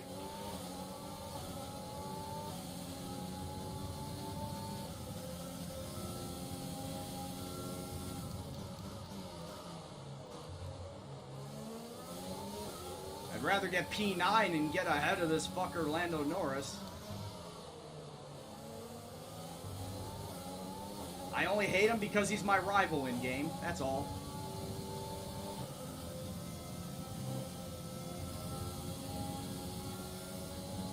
Oh, please tell me I got within the second. Enough DRS. I'm out of ERS, but now I'm in DRS range.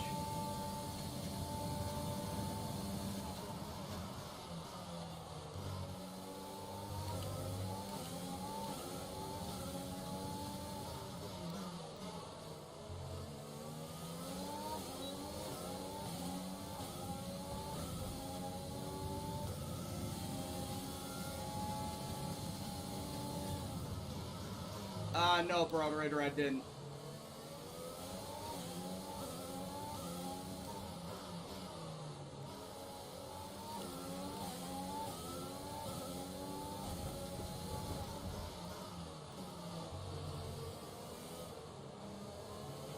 Fuel is looking really good. You're managing it well. Man, he is just getting such a better run out of the corners.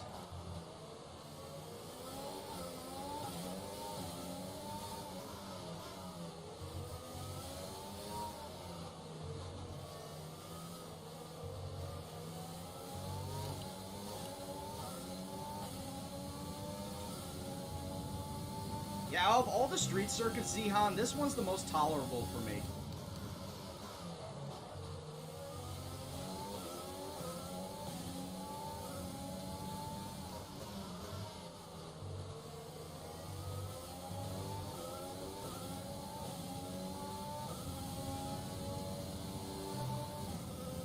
Oh, I've done so a few times. I've Leclerc'd it a few times.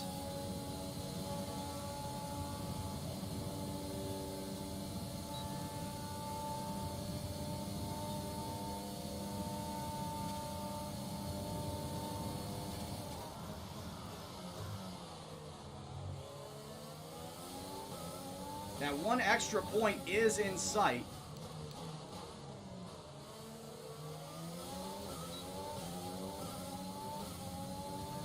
It's can I beat him at the end of this straight? If I can't, I lost.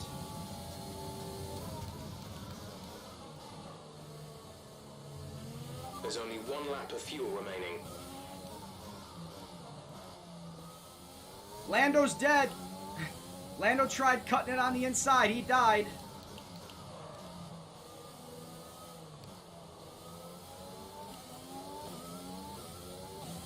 Woo-hoo!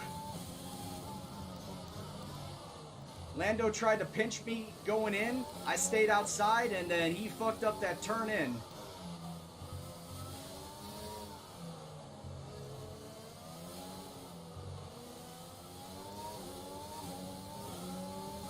All right.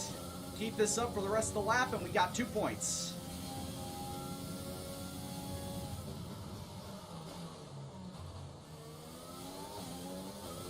Oh, Lando Norris is a house of fire. He is coming on strong.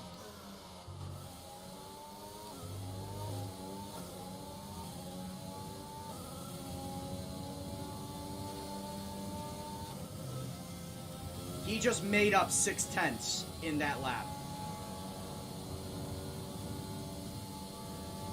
I saved the company.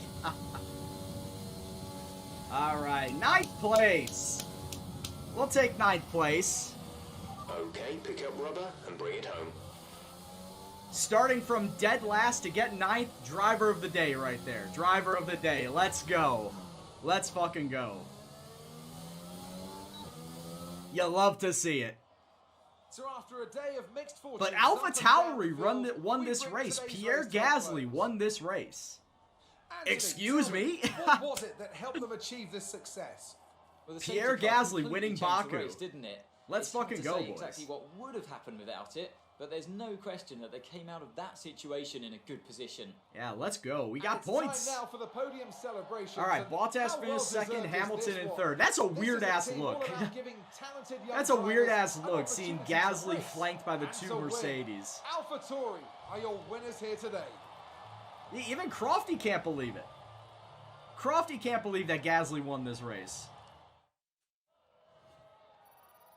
I know, we did. It was Gasly, Norris, and I forget who the third guy was. I forget who was on the podium. It was Gasly, Norris, and somebody else. It's time to see how this result affects the Drivers' Championship. Not the result our points leader wanted. Oh, look at how close Russell was to getting points at the end of it.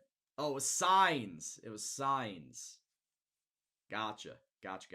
So anyway, Gasly, Bottas, Hamilton, Kvyat's 4th, Perez 5th, Max, Ricciardo, Albon, myself, and Lando is your top 10. They got George in 11th, Ocon, Magnussen, Vettel. But it certainly makes things interesting going forward. Vettel and Leclerc, the Ferraris, dropping all the way down to 14 and 15. Good God, is that terrible. Giovinazzi, then Grosjean, then Kimi, who also got a 5-second penalty, probably due to excessive hitting.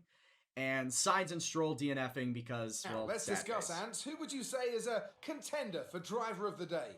And this is what your constructor standings look like at this point in time. Mercedes, of course, in the lead. Red Bull in second. But AlphaTauri, with all the stuff that AlphaTauri has been doing to their car, and they have one of the best engines in this game right now. In my save, they have one of the best engines. It's pretty fucking shocking.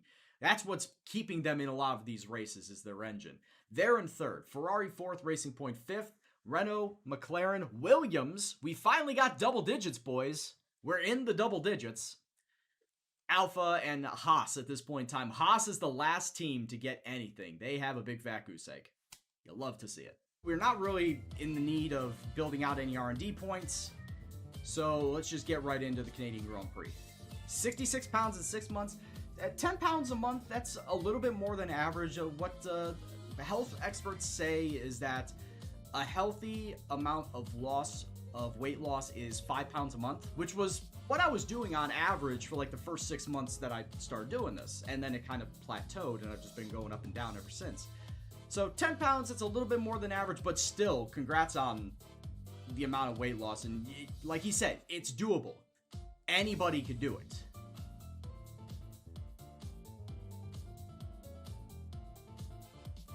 And yeah, Joke, going back to what you said, cut out the sugar and the sodas and the bread. See, here's the thing. I love bread. Like, that is my one weakness is bread product. I love bread. I love bread, but I know they're very carby and starchy, but I fucking love bread. Sodas, though, and sugars, yeah, for the most part, I've cut out artificial sugars. I definitely have stopped drinking soda. At this point in time now, it's coffee, tea, some juices, but juices do have some of that sugar, the natural sugar, but still a lot of sugar in it that I've got to watch out for.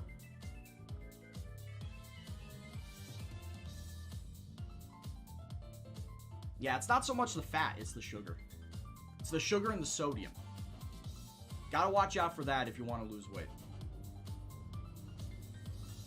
And I'm not really seeing much in the way of weather. It could be rainy for qualifying, and it's not. It's going to be just cloudy for qualifying, but super sunny for the race. So we don't have to worry about anything. Wonderful stuff. Another wonderful day for racing. Canada is my favorite racetrack in this game. So the fact that it is going to be a wonderful day for racing, that is going to be amazing for me and hopefully amazing for you guys too to watch.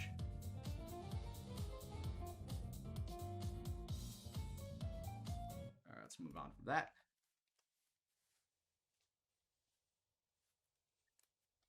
Yeah, alcohol is liquid bread, so it's basically if you don't eat bread, you just supplant that by drinking beer. It's the same thing. I try to limit my fast food. Yeah, absolutely. I do try to limit how much fast food I eat. Alright, load car for Canada. And, of course, brakes, bump that up to 100. That's about it. And as I had mentioned before, if you want to check out the setups that I use, I take them from my buddy. His name is Sarancia. He's got a Discord. Just type in !setups, plural, SETUPS, setups. And it'll link you to his Discord where you can go and get them because he's got them out for free.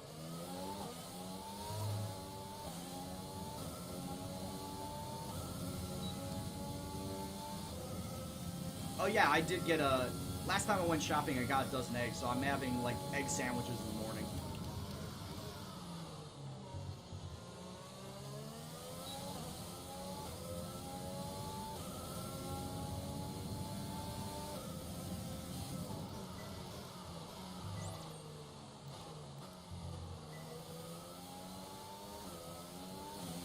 Well, Brad, you can. It's, you just replace the junk that you eat with healthy stuff. Like nuts or fruits.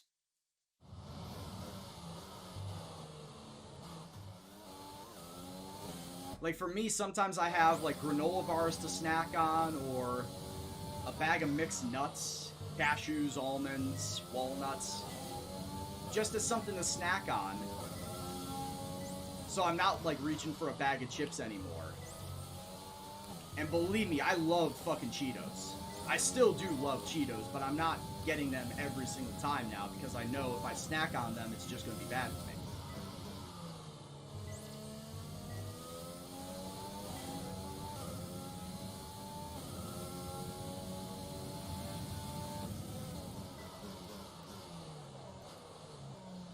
Oh, did I really not make that? Shit, alright.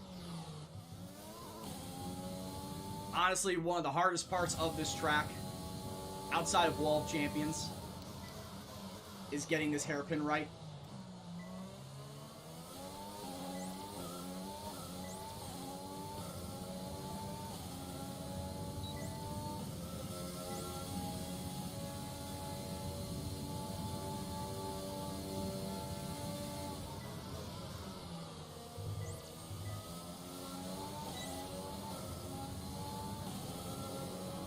you're addicted to Cadbury dairy milk. Well, that's not good. Because that is sugar to hell, man. That is sugared up to hell.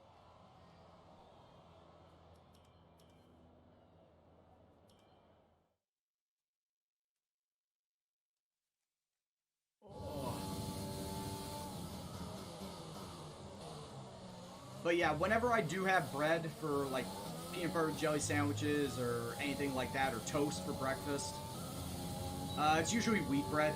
I don't go for the... I haven't had white bread in years, like almost a decade at this point. Because white bread is just over-processed garbage.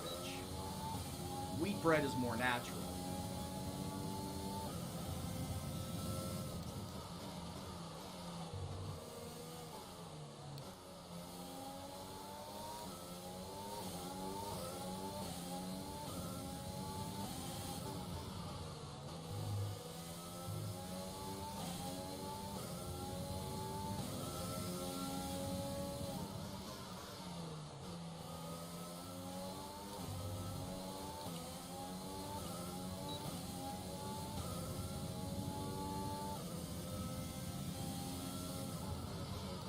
Yeah, the carbohydrates, yeah, I see that. I know that.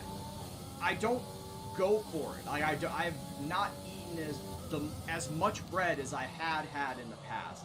I still have it, but I've not gone and eaten it as much as I had in the past.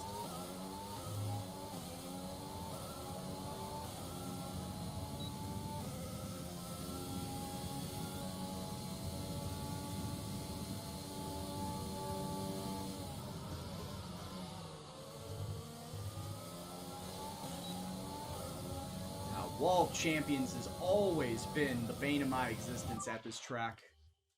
As much as I love this track, Wall of Champions always gives me fits in the form of, hey, we're gonna ding ya for going the slightest bit over this chicane, and we're gonna give you a warning, or you get too many warnings here, we're gonna give you a time penalty.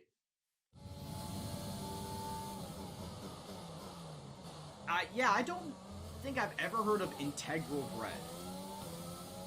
That may just be a UK thing, or maybe just a European thing.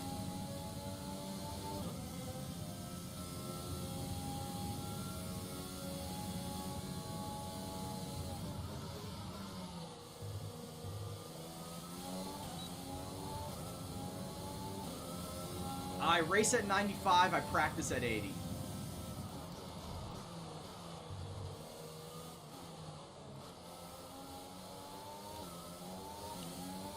I love how that's always the first question a lot of new people ask when I come in. Or when they come in.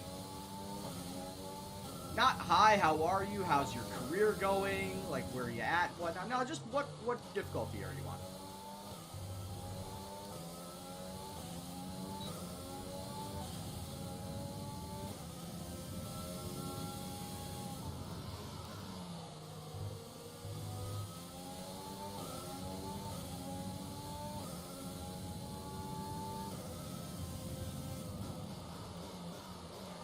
No, I didn't vote today. I voted last week by mail. Actually, it wasn't last week. It was 2 weeks ago at this point in time.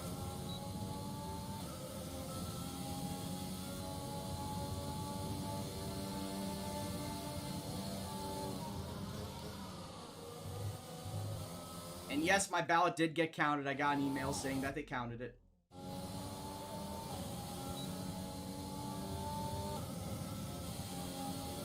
Yes, you can. You can ask for a mail-in absentee ballot here.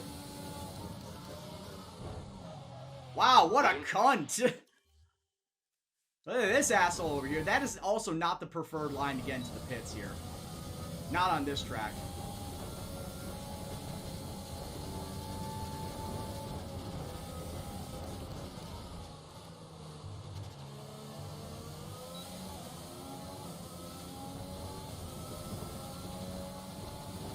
Program complete. Yep, Kvyat living up to his name, he torpedoed me. Oh, fuck. Yeah, of course it's the Russian. Of course it is! For race strategy, I'm only going to do 3 laps this time. Oh, Wolfgamer, I did not know that.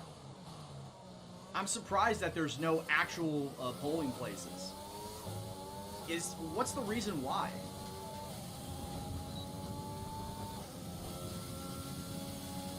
Because that's something I'm very curious about now that you say that.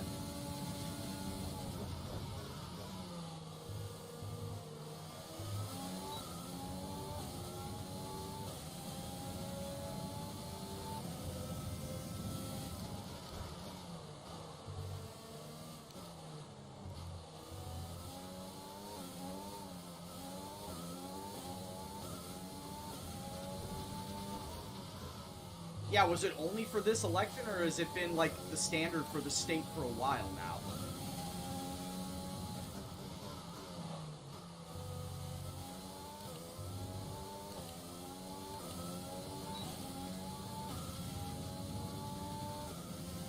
Oh, wow, it's been in for that long? Shit.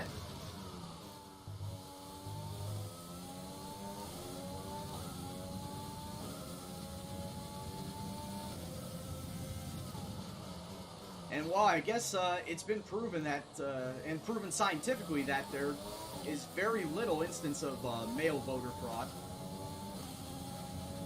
we do have data that backs up that fact, so I mean, might as well roll with it.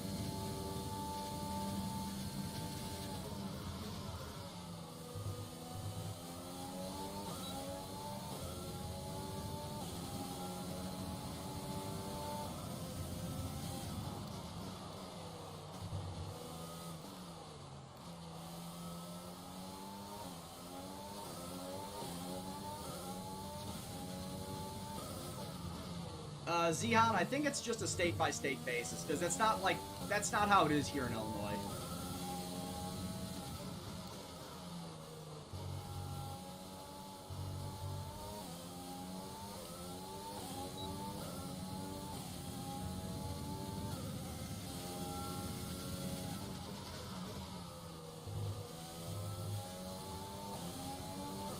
I think we will see a safety car. I don't think we'll see two, though. Two might be stretching it.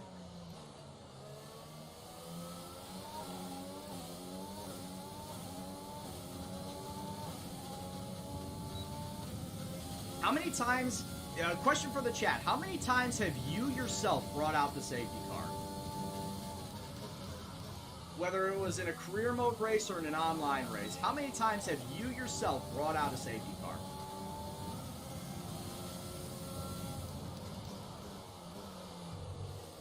Because I can confirm to you that I've only done it once. And that was in my team career mode.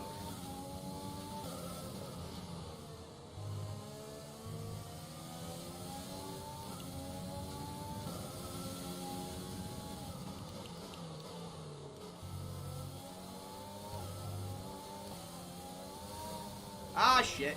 Well, there went that.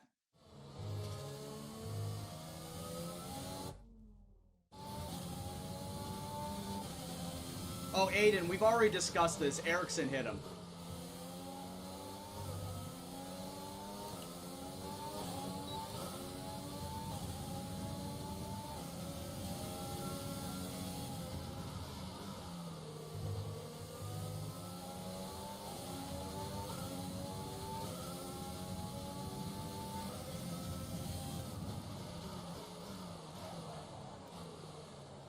Oh, shit. It's like Erickson drives an IndyCar now. He still fucking hit the guy.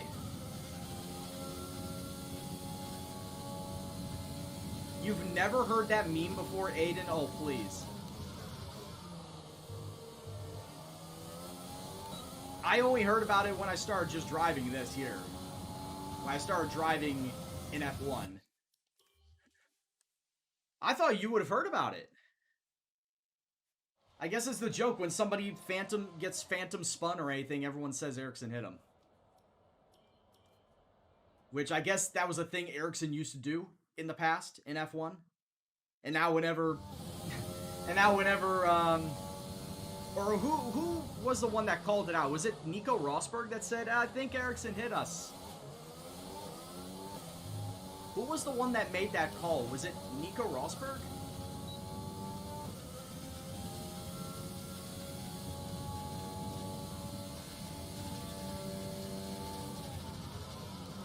Oh, shit. This and next lap. Oh, it was Grosjean. Okay.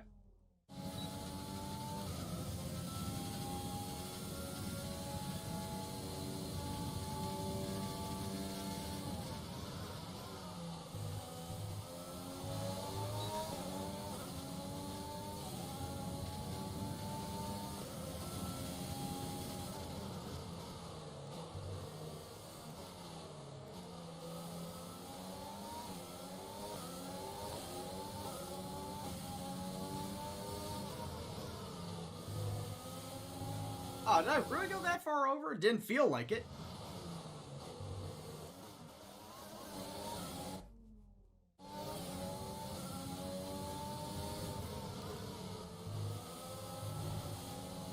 Again, I fucking didn't think like it went over.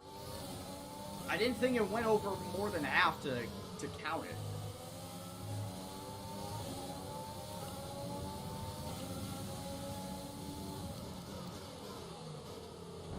Also, this is the perfect duo to be behind if I want to do a qualifying lap.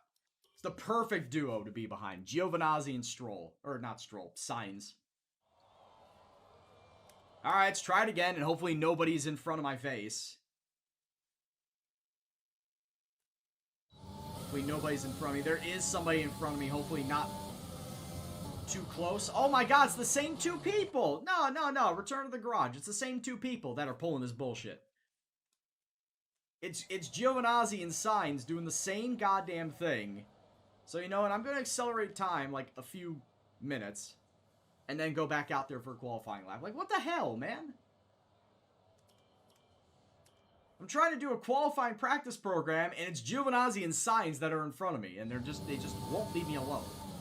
And now you got some other ass fuck that's up here. That's gonna ruin it.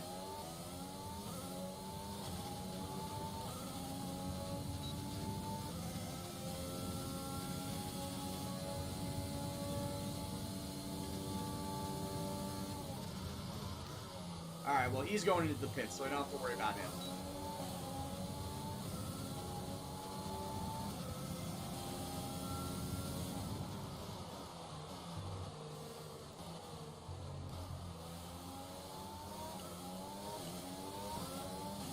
I lied. There is somebody in front of me now. Oh, are you serious? Like, it's not feeling like I'm going more than half over. It's definitely not feeling like I'm going more than half over.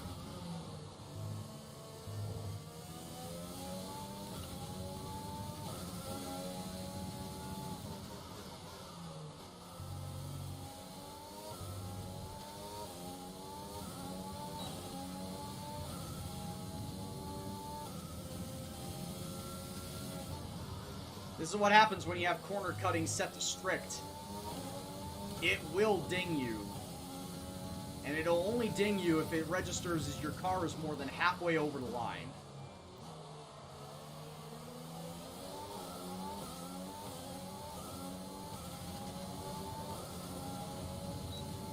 That's the only way it'll ding you.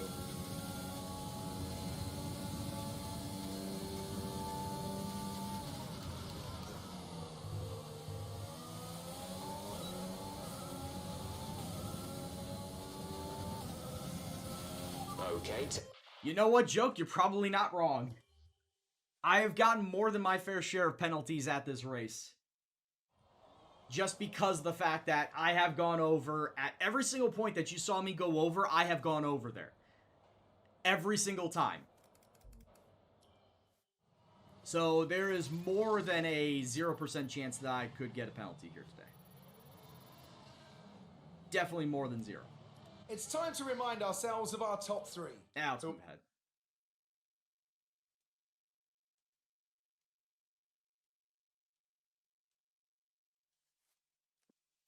Okie doke.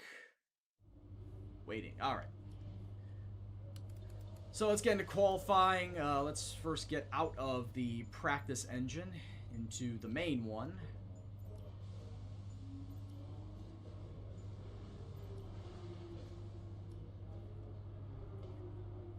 Football's giving you depression with United. Dude!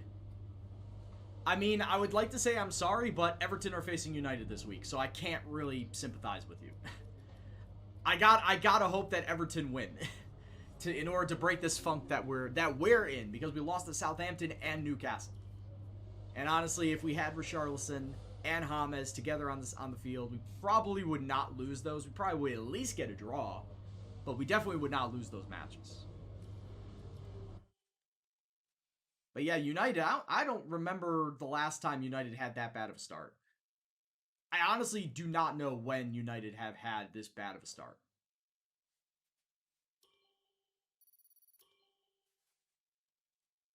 Because you guys are what now? 13th, 14th, somewhere around there? I think you've only won, what, once, twice? It's not been good. By any stretch of the imagination, it's not been good. No shit. When was that? 50s? 60s? Alright, let's go qualifying. Yeah, that was what? Like 50s, 60s? When was the last time that they got... Oh, when they got relegated?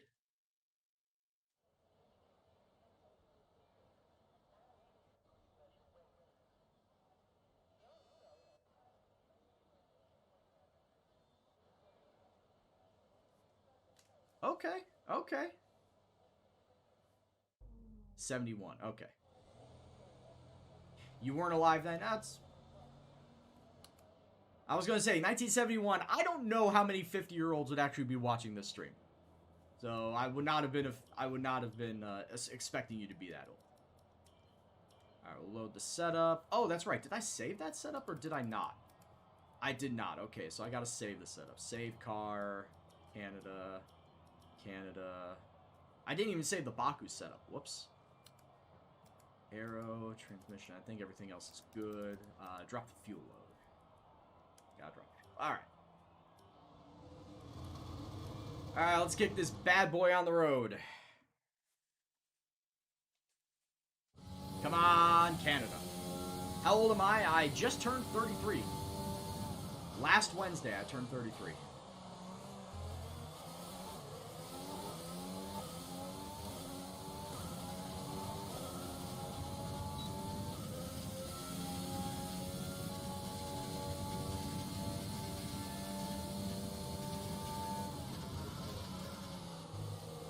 Though some parts of my body feel older than others. My knees definitely feel like they're 50, 60-year-old knees. Just because I wrecked them so much when I was playing football back in high school. American football, mind you. I was an offense and defensive lineman.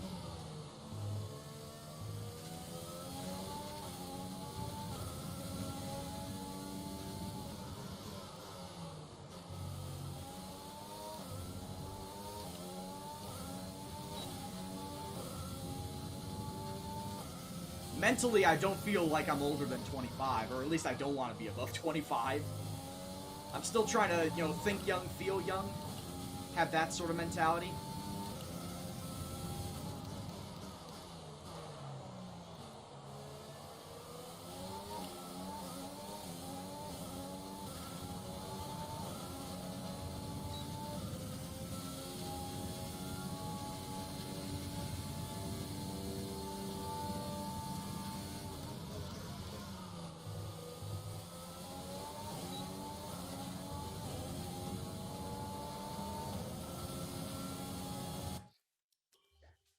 Alright, well, it's not a good time. In fact, the only person I beat, it looks like, was George Russell.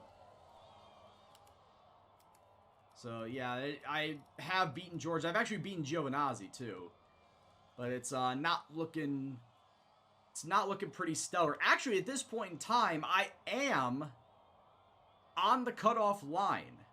Grosjean, Magnussen, Giovinazzi, and Kimi all below George. I am on the cutoff line. If you want to know specific information or make certain changes to the car during a pit stop, you can tell me what you want over the radio. Press and hold the radio button to activate the system, and you can either speak the command or select it manually from the radio screen that will appear on the multifunction display. While the radio is active, cycle through command groups with the MFD button. 2 or 3 hot laps, like, I would say 2, but I need to figure out what my fuel load is going to be. Probably something like that. It's either going to be 4 or 4.6 as far as my fuel load goes.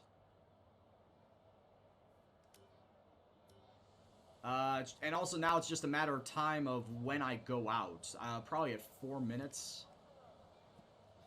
Probably 4 minutes. Just so I know I can get 2 flying laps in.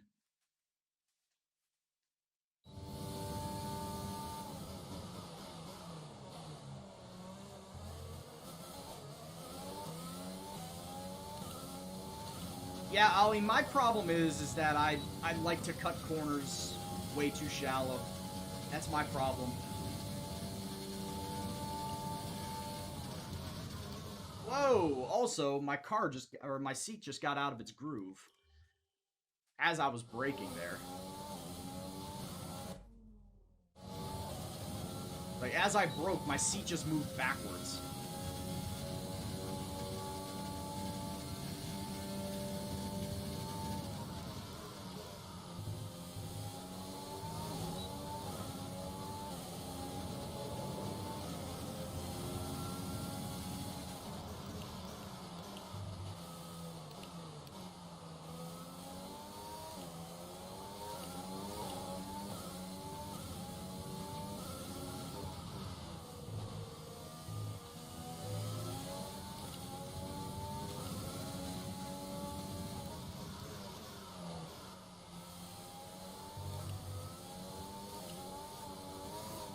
Well, that didn't work.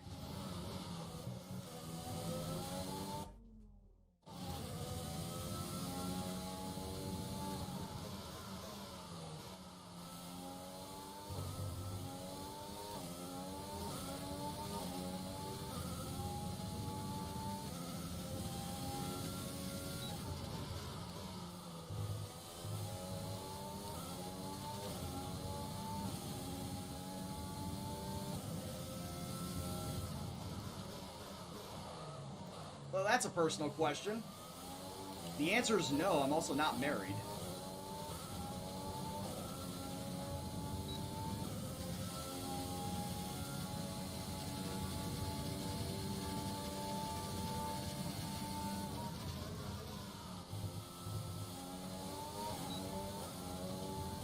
Dude, I'm giddy over new video game releases. I would say I'm a big-ass kid. I would definitely say I'm a big-ass kid here.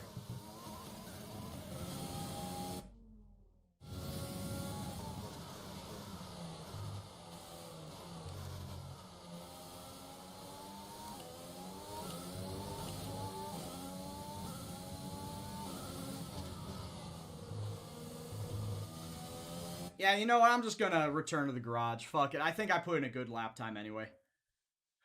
I think I'll get into Q2 with this lap. George might as well. No! George bumped me out! 6 thousandths of a second! 6 thousandths of a fucking second kicked me out! Oh! Demon Donka, thank you very much for the follow. Wow, 6 thousandths of a second. I would have had it. I would have had it. George actually beat me, but oh god damn, that sucks. That's harsh right there. Maybe if I put together that second lap, probably would have gotten it, but oh, that is that hurts me right here. We're back once again beside the St. Lawrence River here in Montreal for the Canadian Grand Prix. The event first moved to a variant of this track back in 1978.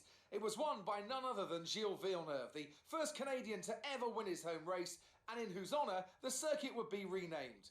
It's one of the fastest races of the season here at the Circuit Gilles Villeneuve, with around 60% of this 2.7-mile circuit taken at full throttle. There are 14 corners to navigate, the very last of which has its very own infamous history and could be the cause of a safety car today. Yeah, the Wall of Champions, absolutely. With the race minutes away from starting, here's what today's grid rundown looks like. Lewis Hamilton lines up on pole position, and Valtteri Bottas will line up alongside. Yeah, that makes sense. Moving on to the rest of the grid, we have Kvyat, Albon, Max Verstappen, and Leclerc. Vettel, Ricciardo, Norris, and Sergio Perez. Ocon, Stroll, Pierre Gasly, they've taken a grid penalty. And Sainz, Russell, O'Brien, Romain Grosjean, and Antonio Giovinazzi, Magnussen, and Kimi Raikkonen. After the points finish last race, let's aim to keep the momentum going. See, now here's the thing. Canada, to me, is always a two-stop race.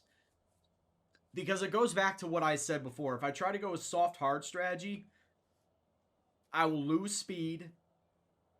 I will lose speed right out of the gate. And then on worn hard tires, while everyone else is pitting for either fresher hard or fresher softs or mediums, they're immediately going to be faster than me right out of the gate. So two-stop strategy is the way to go here. The default strategy says soft, medium, medium. However, the personalized strategy, after doing the race practice program, says medium, medium, soft. I'm very, very curious on that, and just wondering if anybody else in my pack is going to be doing that as well. So let's take a look and see what the race director says.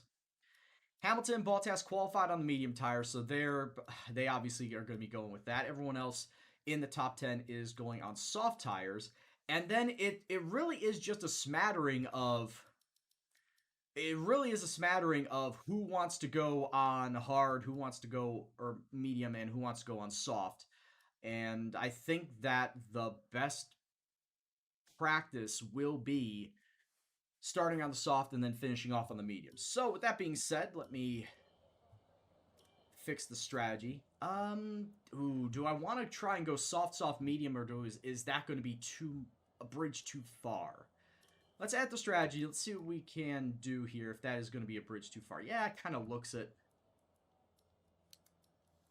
Yeah, it does kind of look it as a bridge too far. So, soft, medium, medium is, in fact, going to be the strategy that I will do. What about if I change this around? Nah, changing that around is not really going to do much. So, 9 laps on the soft, 13 on the medium, and then 13 the rest of the way, also on the medium tires. Let's kick this pig off and let's go. Oh, I need it.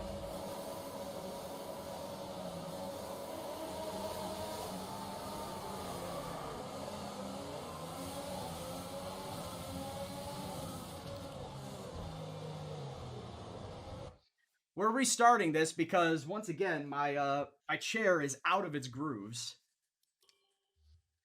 That's what happens. This is what happens every single time. Every single time. When I get up, I have to reset my chair so it's back in its grooves. So I'm not sliding all over the place. Alright, proper same strategy. Alright, we're good.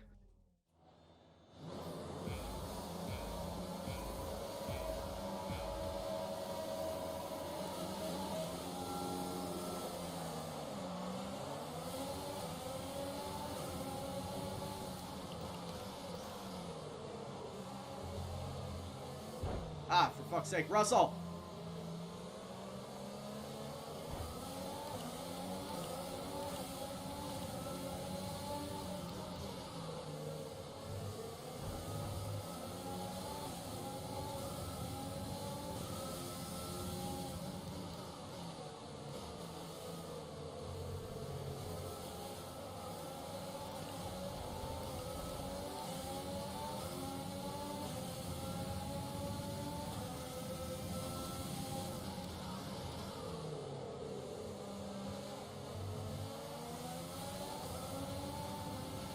Okay, you need to give that position back. That was an illegal overtake.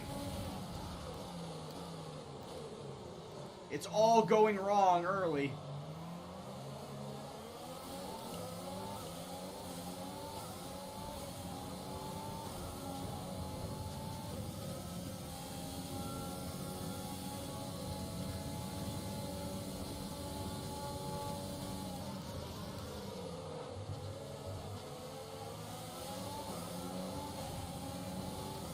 It's all going so wrong early.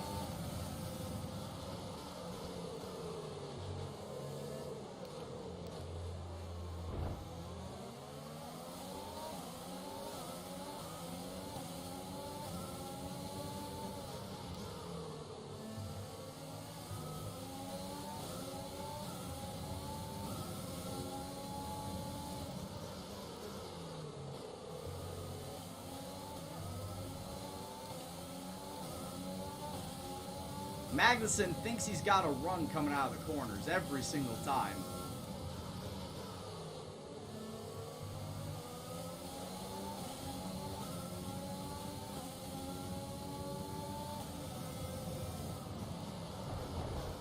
Here he goes again, fucking Magnussen.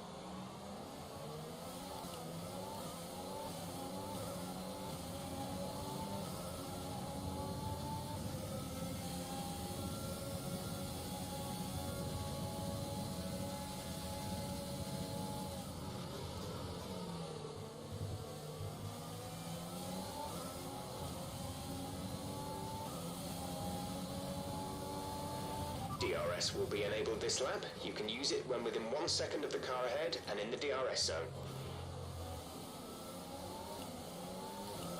All I know is Magnussen is playing by his own rules.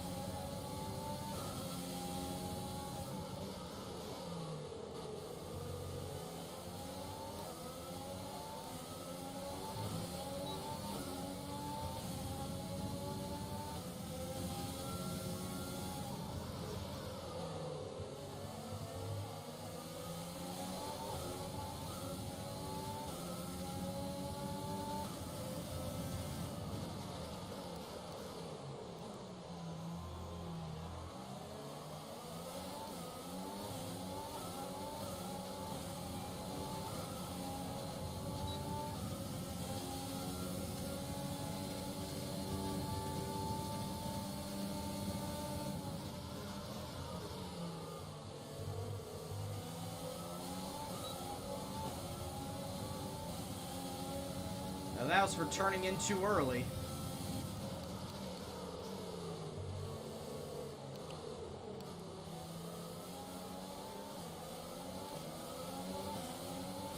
Yeah, both the Alphas are stacking it up.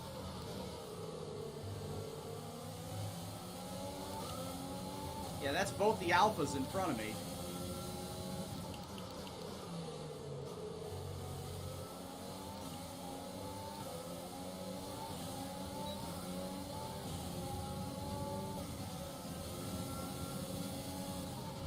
Yellow flag. Oh, shit! Be careful with the front. A yellow flag as I plow into him. Alright, I guess that's flashback number 1.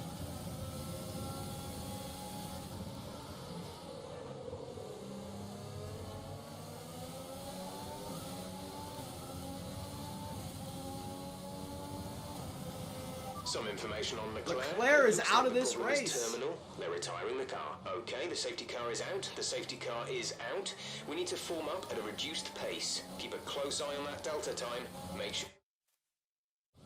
Come on, man.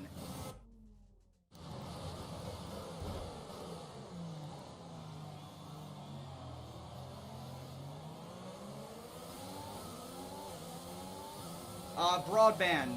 Are you talking about Williams now? Because definitely not my Williams. My Williams is actually getting better.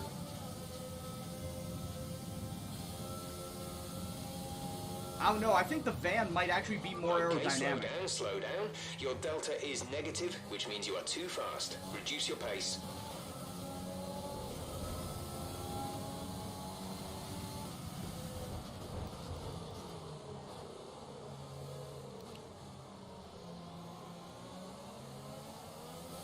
But yeah, the van might actually be more aerodynamic.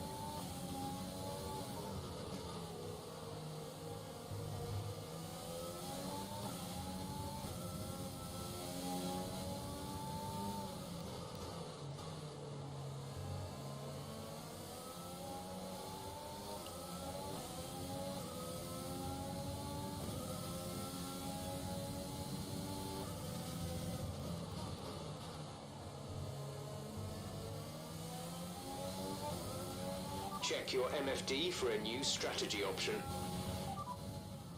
Okay, copy that. Yeah, now Jeff is saying pit.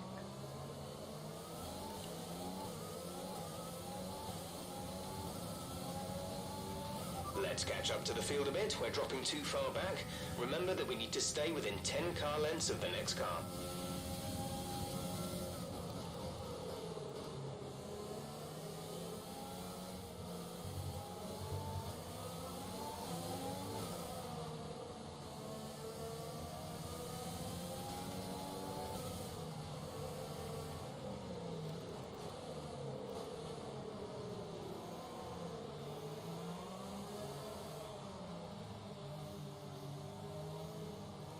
I know, broadband.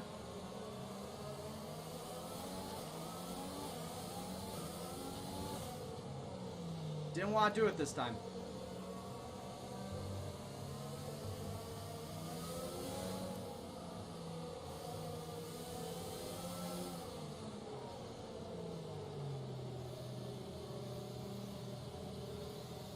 If I pit then, I probably would have to have done 3 more stops instead of 2. Or sorry, 2 more stops instead of 1, my mistake.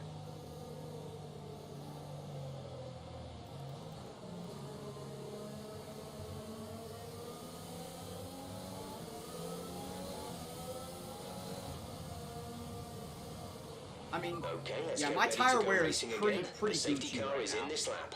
My When the field tire wear is accelerates, pretty remember, fucking fine. There is no overtaking until the green flags.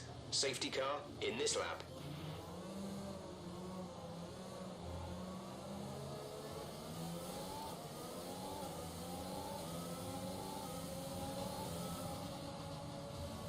Yeah, not in a Williams, bud.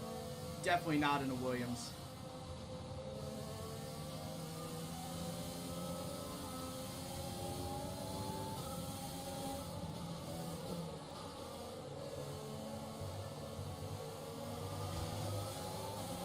Green flag.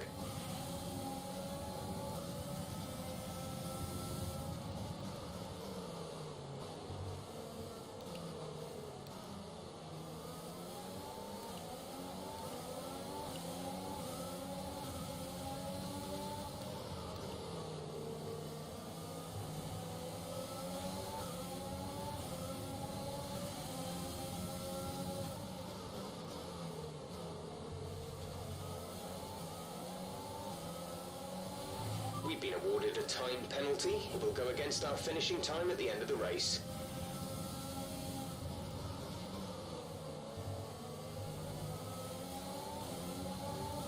Lap 7. Did not think I would have gotten a time penalty this early.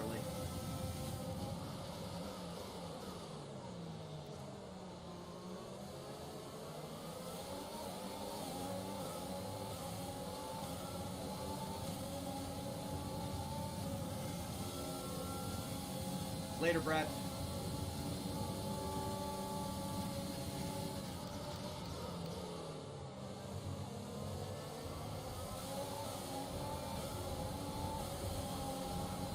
Everyone accordioning.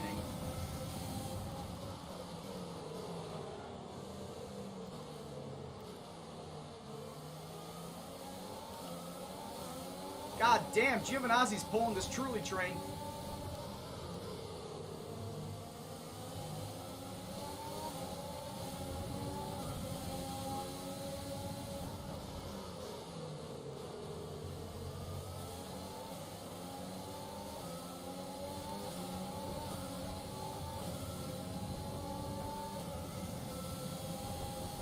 I know, that's why I did it 3 times this season.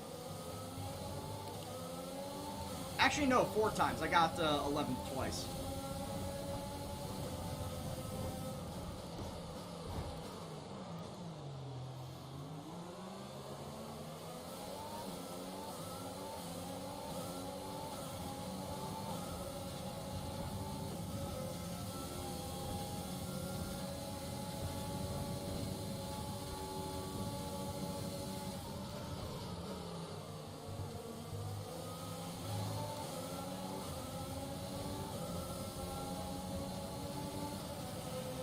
Okay, the stewards have now enabled DRS.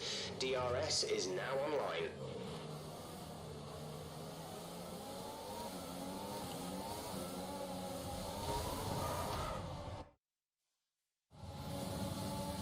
That's number 3.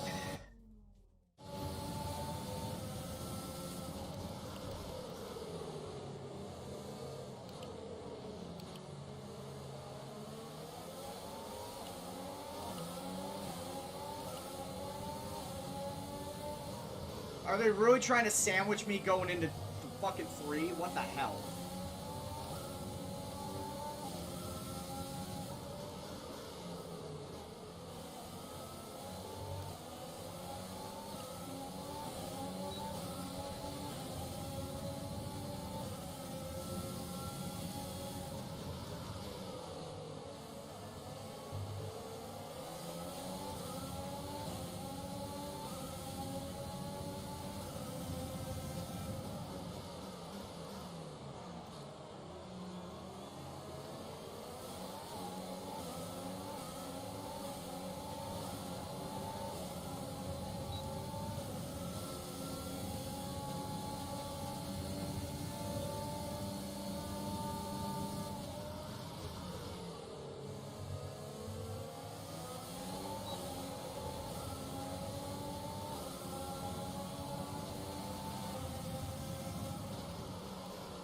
Oh, wouldn't that be a pisser?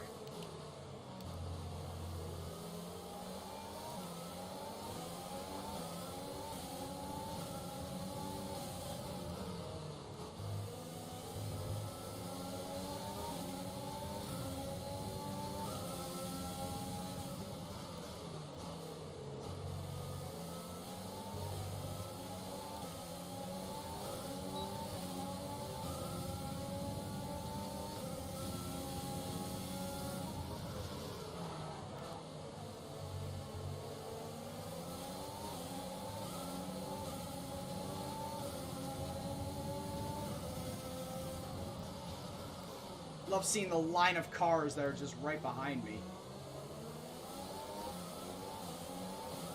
Oh, starting with Ricardo there.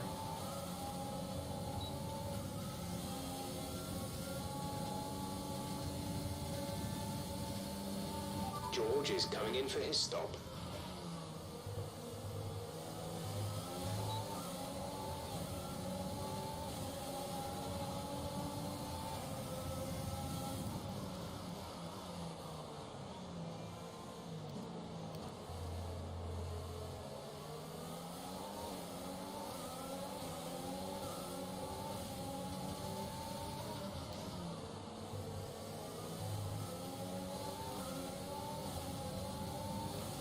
Okay, I get it. Jesus.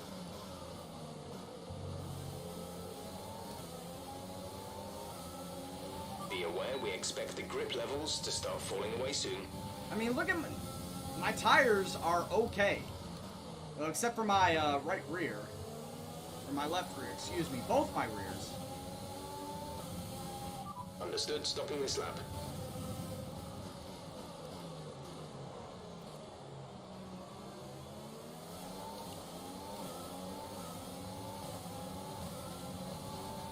I'll come down pit road right now then. Yeah, my right rears are or just my rears in general are looking that bad. Yeah. There we go.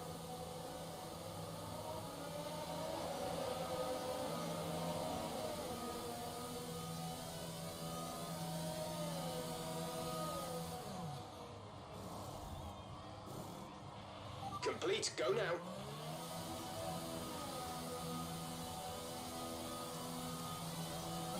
Only one stop to go. One stop left in this strategy.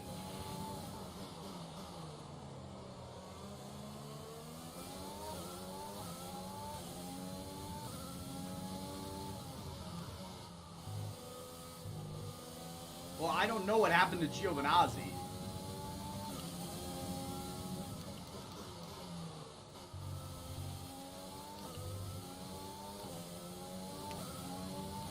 But yeah, those that pace car definitely helped with the strategy that I had. I actually went a lap or two longer than what it originally wanted me to do.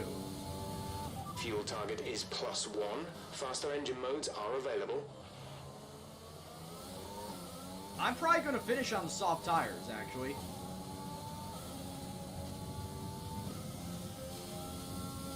If I can make these last all the way until lap 25, which I can do that, I'm probably going to finish on soft tires.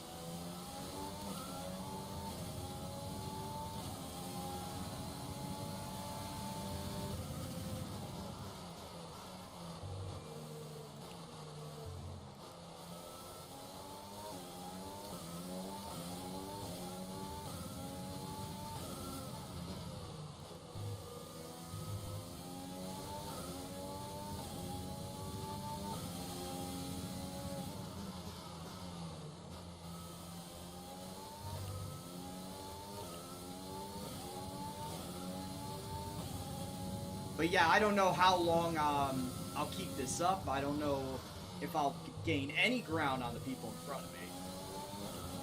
That's the hope, though, is that I can.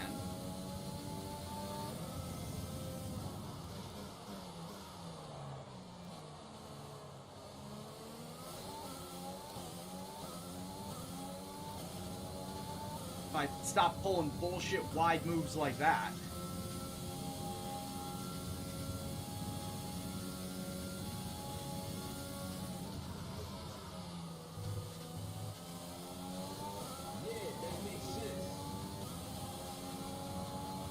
Was that Dade?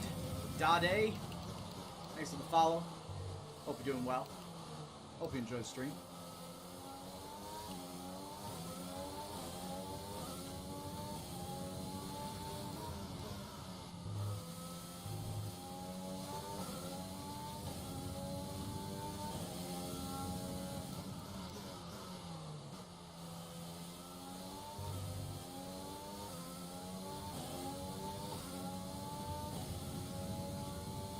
Yeah, Kimmy's staying just at 3 seconds ahead of me.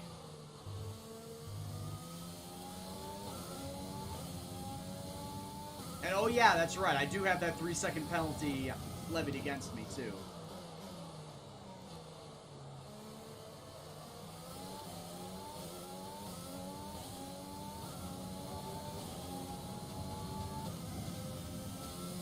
I'm sure I can, but like I said, I also got a 3-second time penalty against me.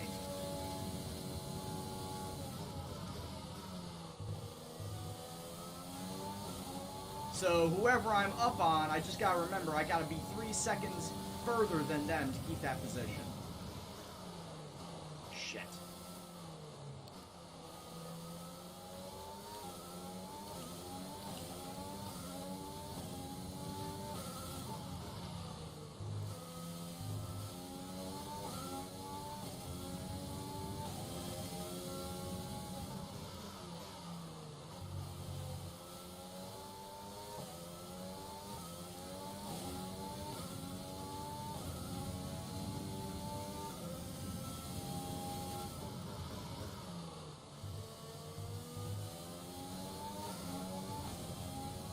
How did Leclerc DNF? I don't know. Engine blew up. It was out of my vision.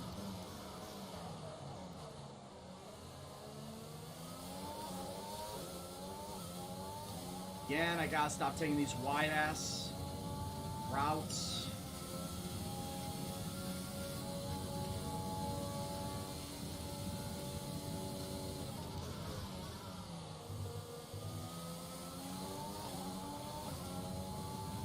Ocon pitting for hard tires.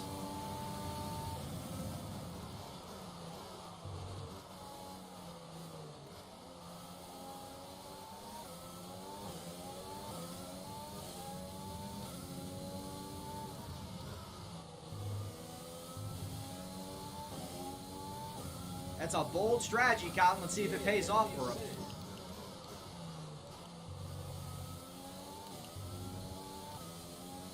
I don't know if it makes sense, but we'll see how it works. What is that? Young Stevok? Or Jong Steepwolk? Thanks for the follow, my dude. Hope you're doing well.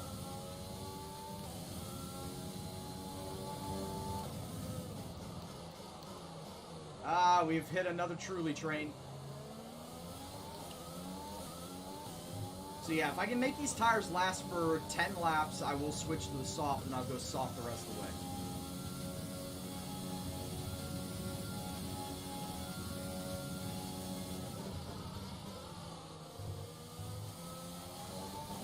That is the strategy.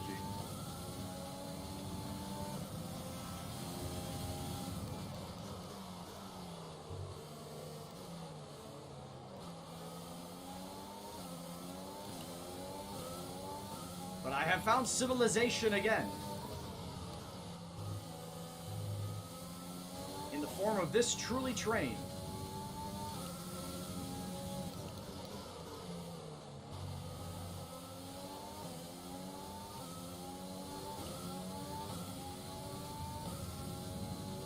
I'm actually gaining ground over Giovinazzi behind me.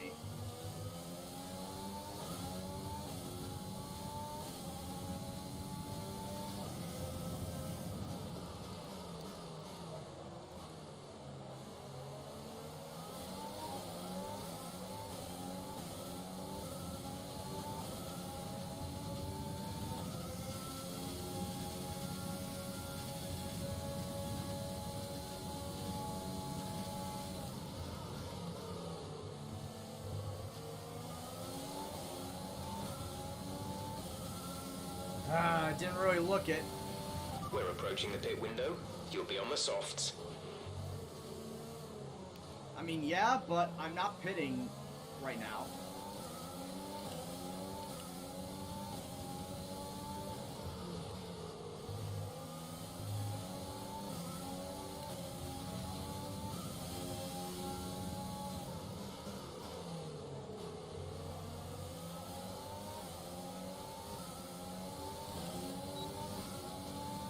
Just saying that my window is coming up. No, not really, bud. My window would have been coming up. Yeah, fuck that up, Royal. My window would have been coming up had I stayed on the same strategy.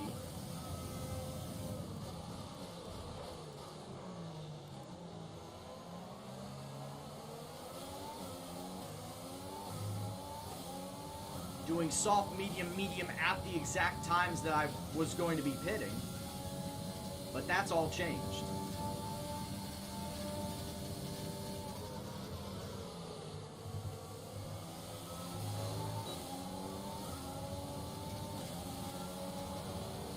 Some more drivers coming into pit for hard tires.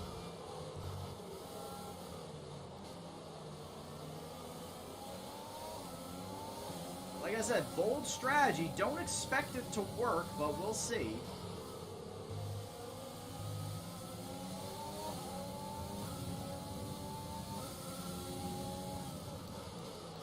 Yeah, just a wild Ericsson hitting him. That really is just a very fluky spin out of nowhere.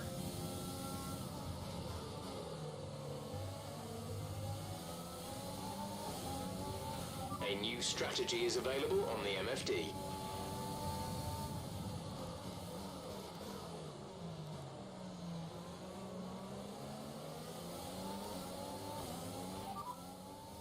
Got that confirmed? Wow, Jeff must have heard me. Because I said I wanted to pit lap 25.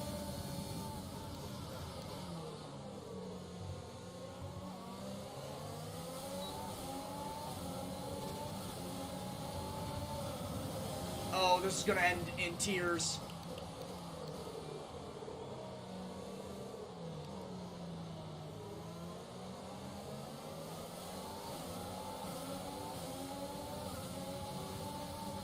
I did not actually, Wolf. Oh, for fuck's sake, Magnussen! Mind that front wing. It'll need replacing if it takes too much damage.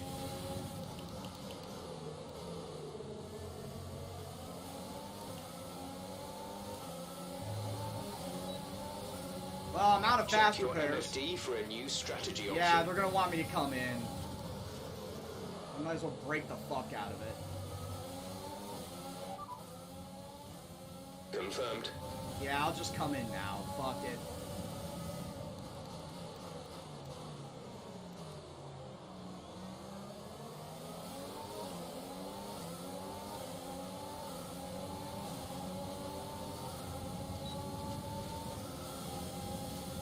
Oh, that threw everything out of whack.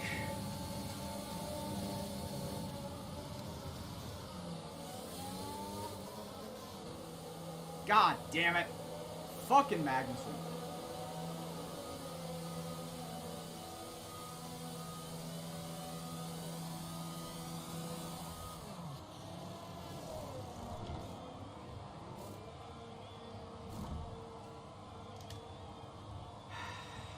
Go, go, go.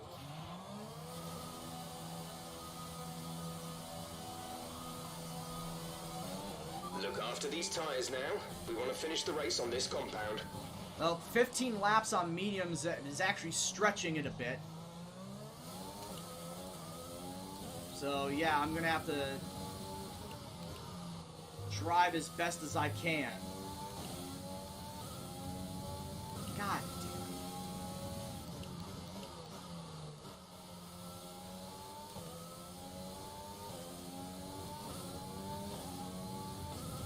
damn. I should have known better. Like, they were fighting in front of me. I shouldn't have even tried to get as close as I did.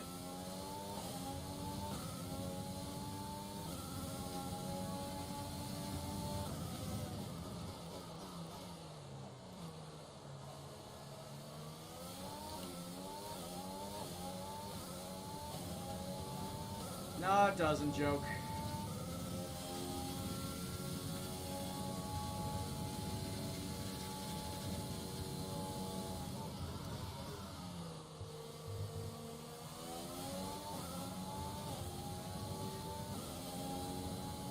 But yeah, how many times... I was going to say how many times. I think we already know how many times. Nicholas Latifi got close to points. And ultimately didn't get it. Isn't this his third time he came close to points? Did Latifi? He finished 11th in this past race. He finished 11th at Austria. Wasn't there another race that he finished like 12th or something? This year? He's come really close to points. Russell's come close to points too. I think he came close to points, shit, what was it? Mugello?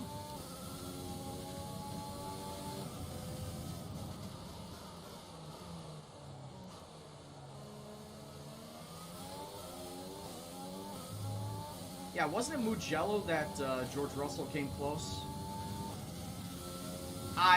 I don't know. I'm just trying to think.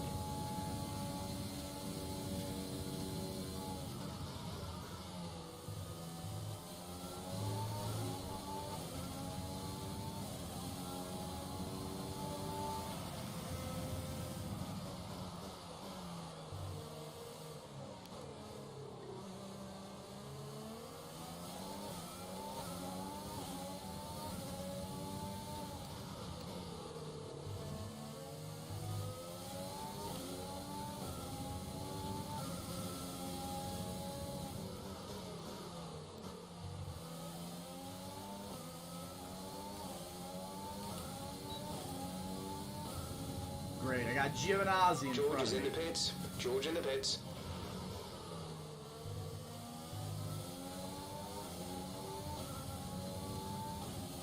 George is in the pits, but I'm not going to get around fast enough to make it matter.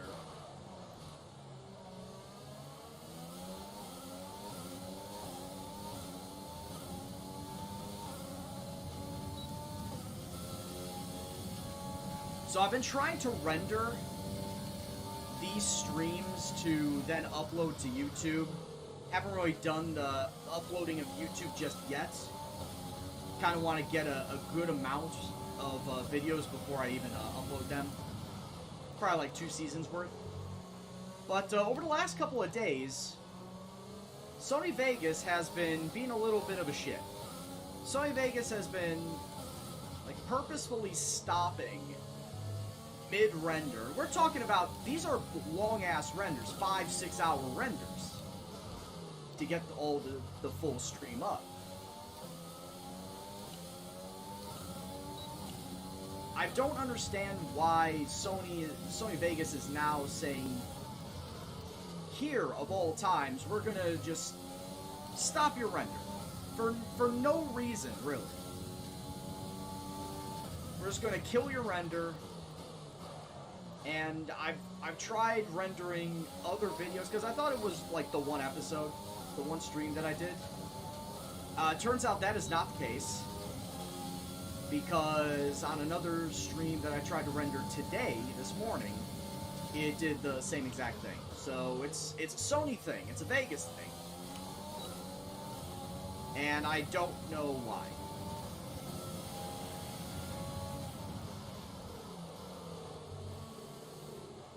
And there's nothing wrong with the file. There's nothing wrong with the file itself. The streams, I've already checked. There's no breakages. There's no malformities in the file or anything like that. The file is fine. The stream is fine.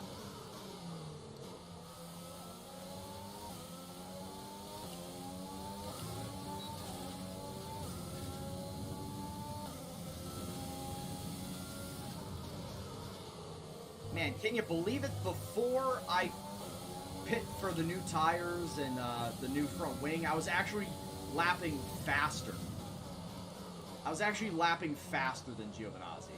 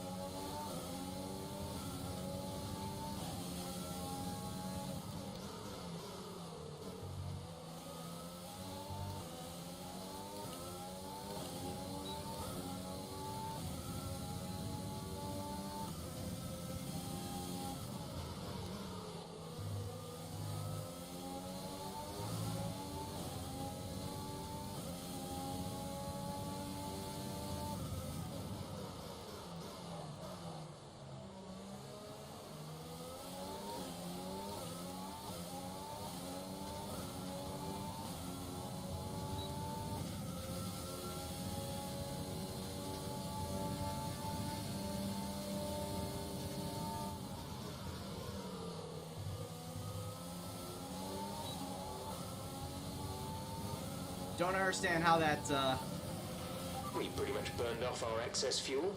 We'll be back on pertains to the target question. soon. Don't wait too long to turn the engine down.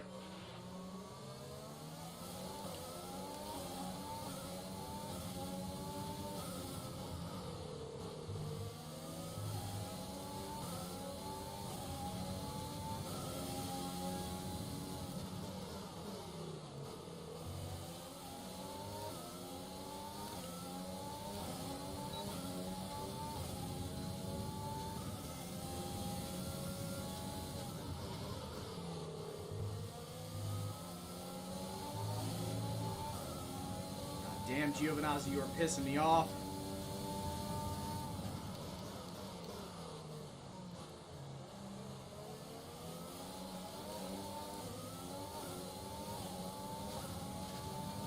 Just don't get it. I was lapping faster than him. We were both on medium tires. Oh, shit. I was gonna say, that's probably something to do with it, too.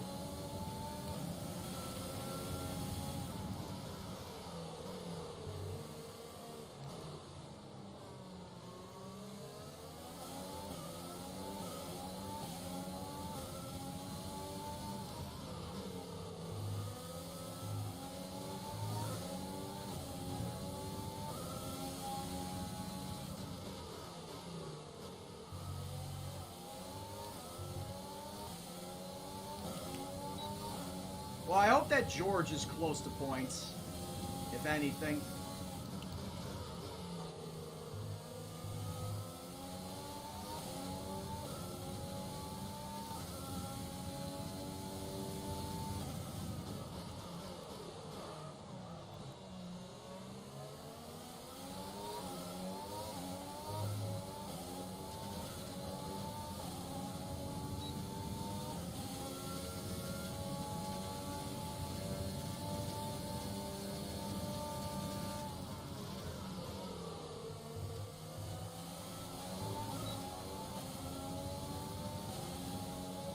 so close to him.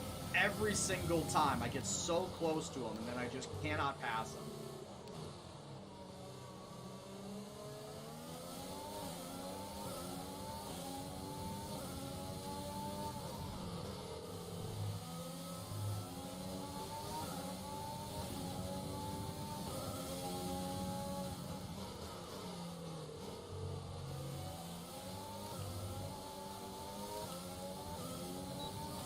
Alright, well, if he can get points for us, then all's well that ends well.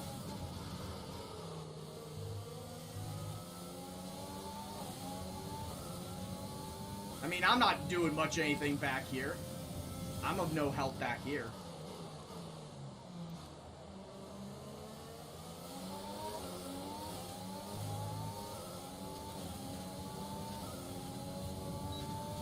Did not think I got on those rumble strips.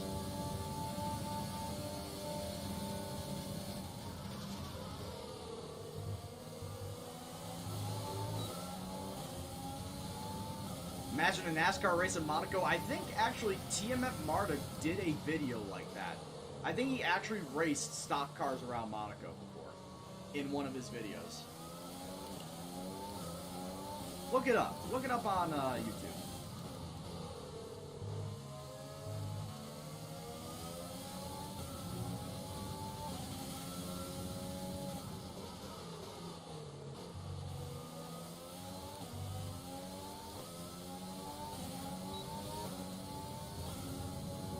Also, I'm starting to lap faster than Magnussen, but I'm not going to get anywhere close to him before the race is over.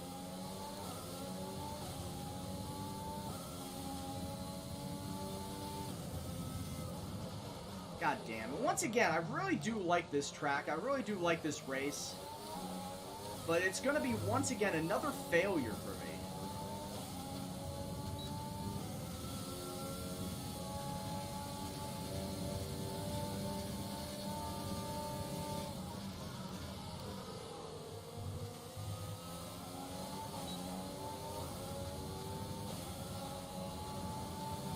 Five laps to go.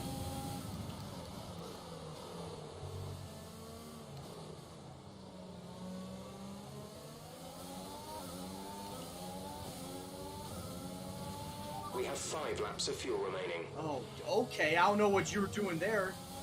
Giovinazzi brake checking me.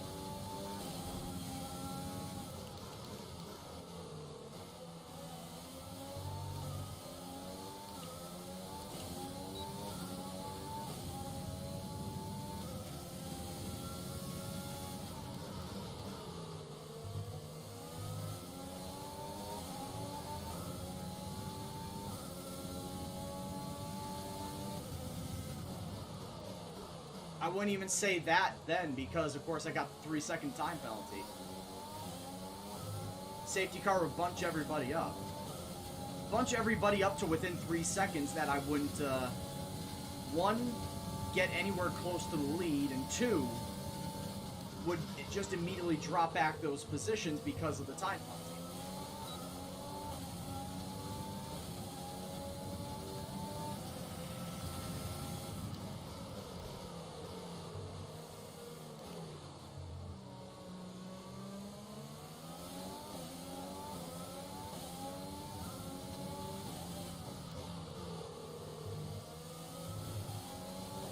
But yeah, Giovinazzi is taking, that turn 3 right there, he's taking it real slow.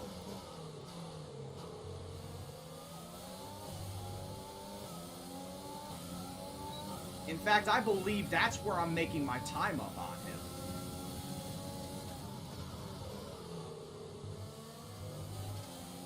Like, if I was ahead of him, that's where I would be gaining time on him because he's taking turn 3 so slow. But here, because I've got to sit behind him, I can't get past it.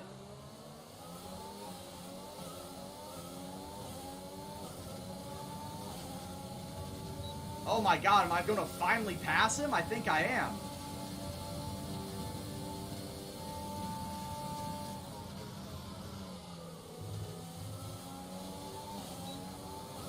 He made a mistake.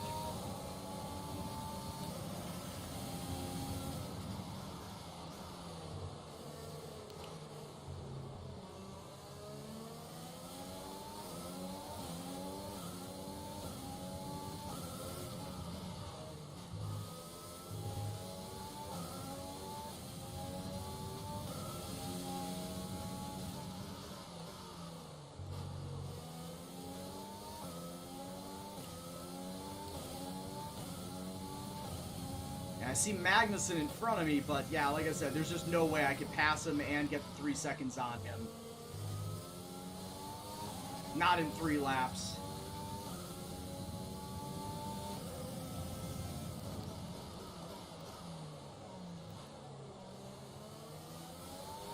We've only got 2 laps of fuel left. More than enough. Yeah, this race was just an unmitigated disaster.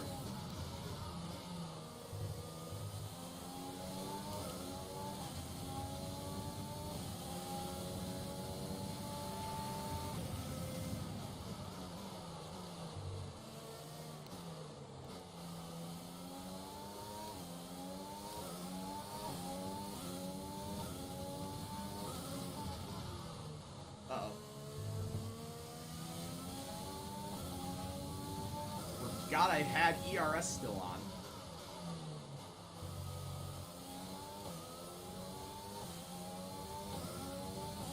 Well, this is where I just hope that, you know, we got some real good tracks coming up next.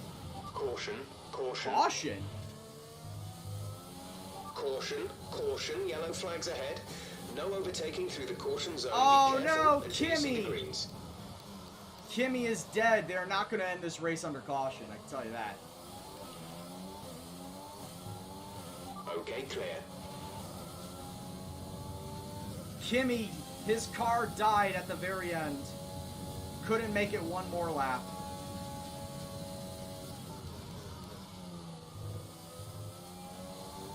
I mean, legitimately, we have Austria, we've got France, we've got Great Britain, we've got Spa, we've got Monza. And actually, at Spa and Monza, I should have my ultimate upgrade from the Mercedes engine factory.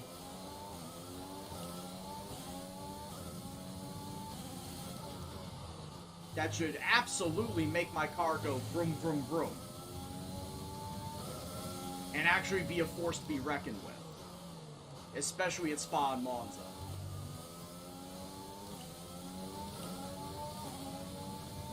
Well, as it stands right now, I am so close to keeping this spot.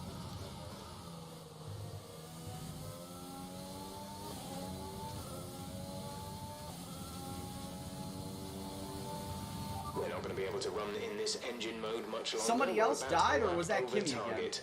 Drop down to mix too soon. That was Kimmy again. I got scared there for a second. I'm like, what the fuck? Who is that?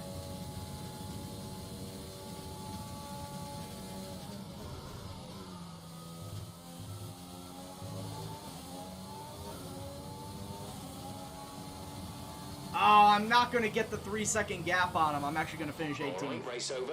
Take care of the car on the I way did in. not keep the gap on him. God damn it. Gasly is driver of the day. Oh, that sucks. Honestly, that sucks. Hold on a second. I don't know why I got rid of that. Okay, yeah, forget that. Actually, yeah, do both of those at this point. Sit then for another magnificent Canadian Hamilton Grand Prix, wins. and they've hung on to take a sublime victory here today. So, Anthony, what made the difference out there today? Mercedes are on top form once again after an excellent race So, weekend. Hamilton It's great wins, to see them up on Gasly that second, podium and once again. Bottas third.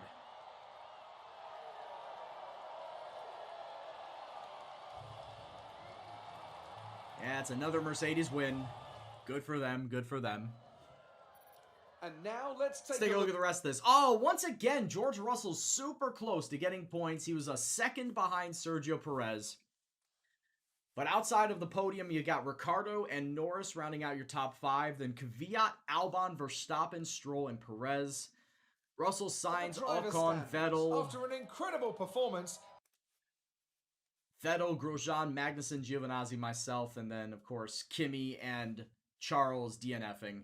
Yeah, seriously, Ches, though. Here's the Lewis thing. Hamilton secures the top AlphaTauri spot in the in this game are fucking crazy. They actually have the best engine on the grid, and up until race 5, AlphaTauri were leading the constructor standings. Obviously, I don't know how well they'll do the rest of the year, but up until race 5, they're actually doing pretty fucking amazing. This championship. So, Anthony... If you take a look at the standings, now it's starting to become a little clear-cut. Lewis Hamilton is up there at the top now. Verstappen second, Bottas third, but Gasly and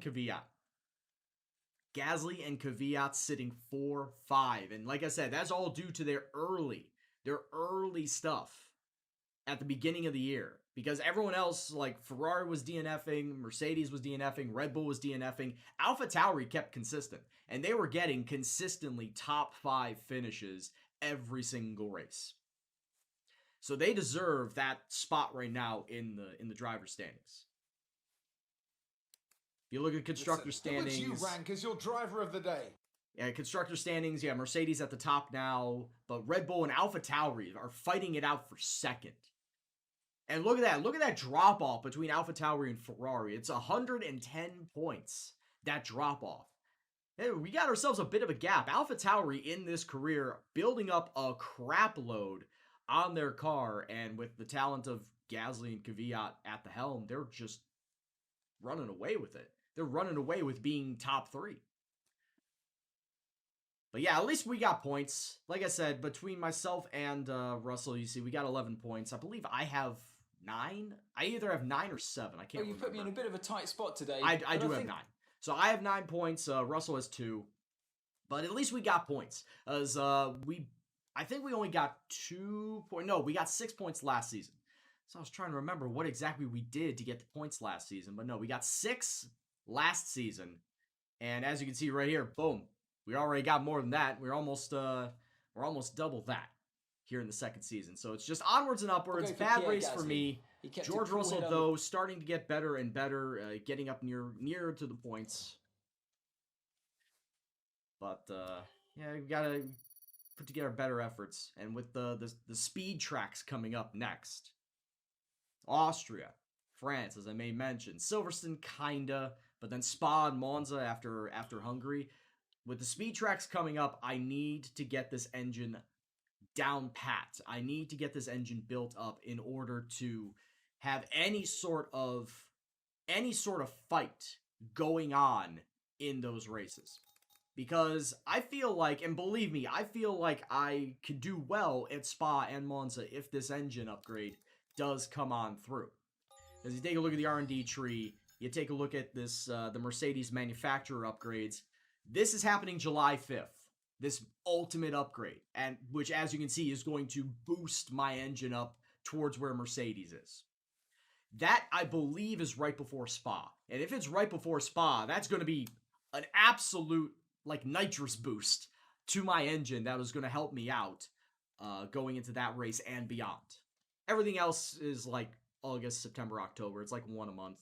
But this ultimate one right here, that's going to be the fucking shot in the arm that will help out this Williams team in order to have any sort of hope in getting consistent points at the end of the season. Like finishing right around top 10, right around that 10th place, which is what I wanted. That was my goal, was to finish around top 10 average by the end of this second season. First season was around 16, 15. This season, around top 10. And I feel like we could do that.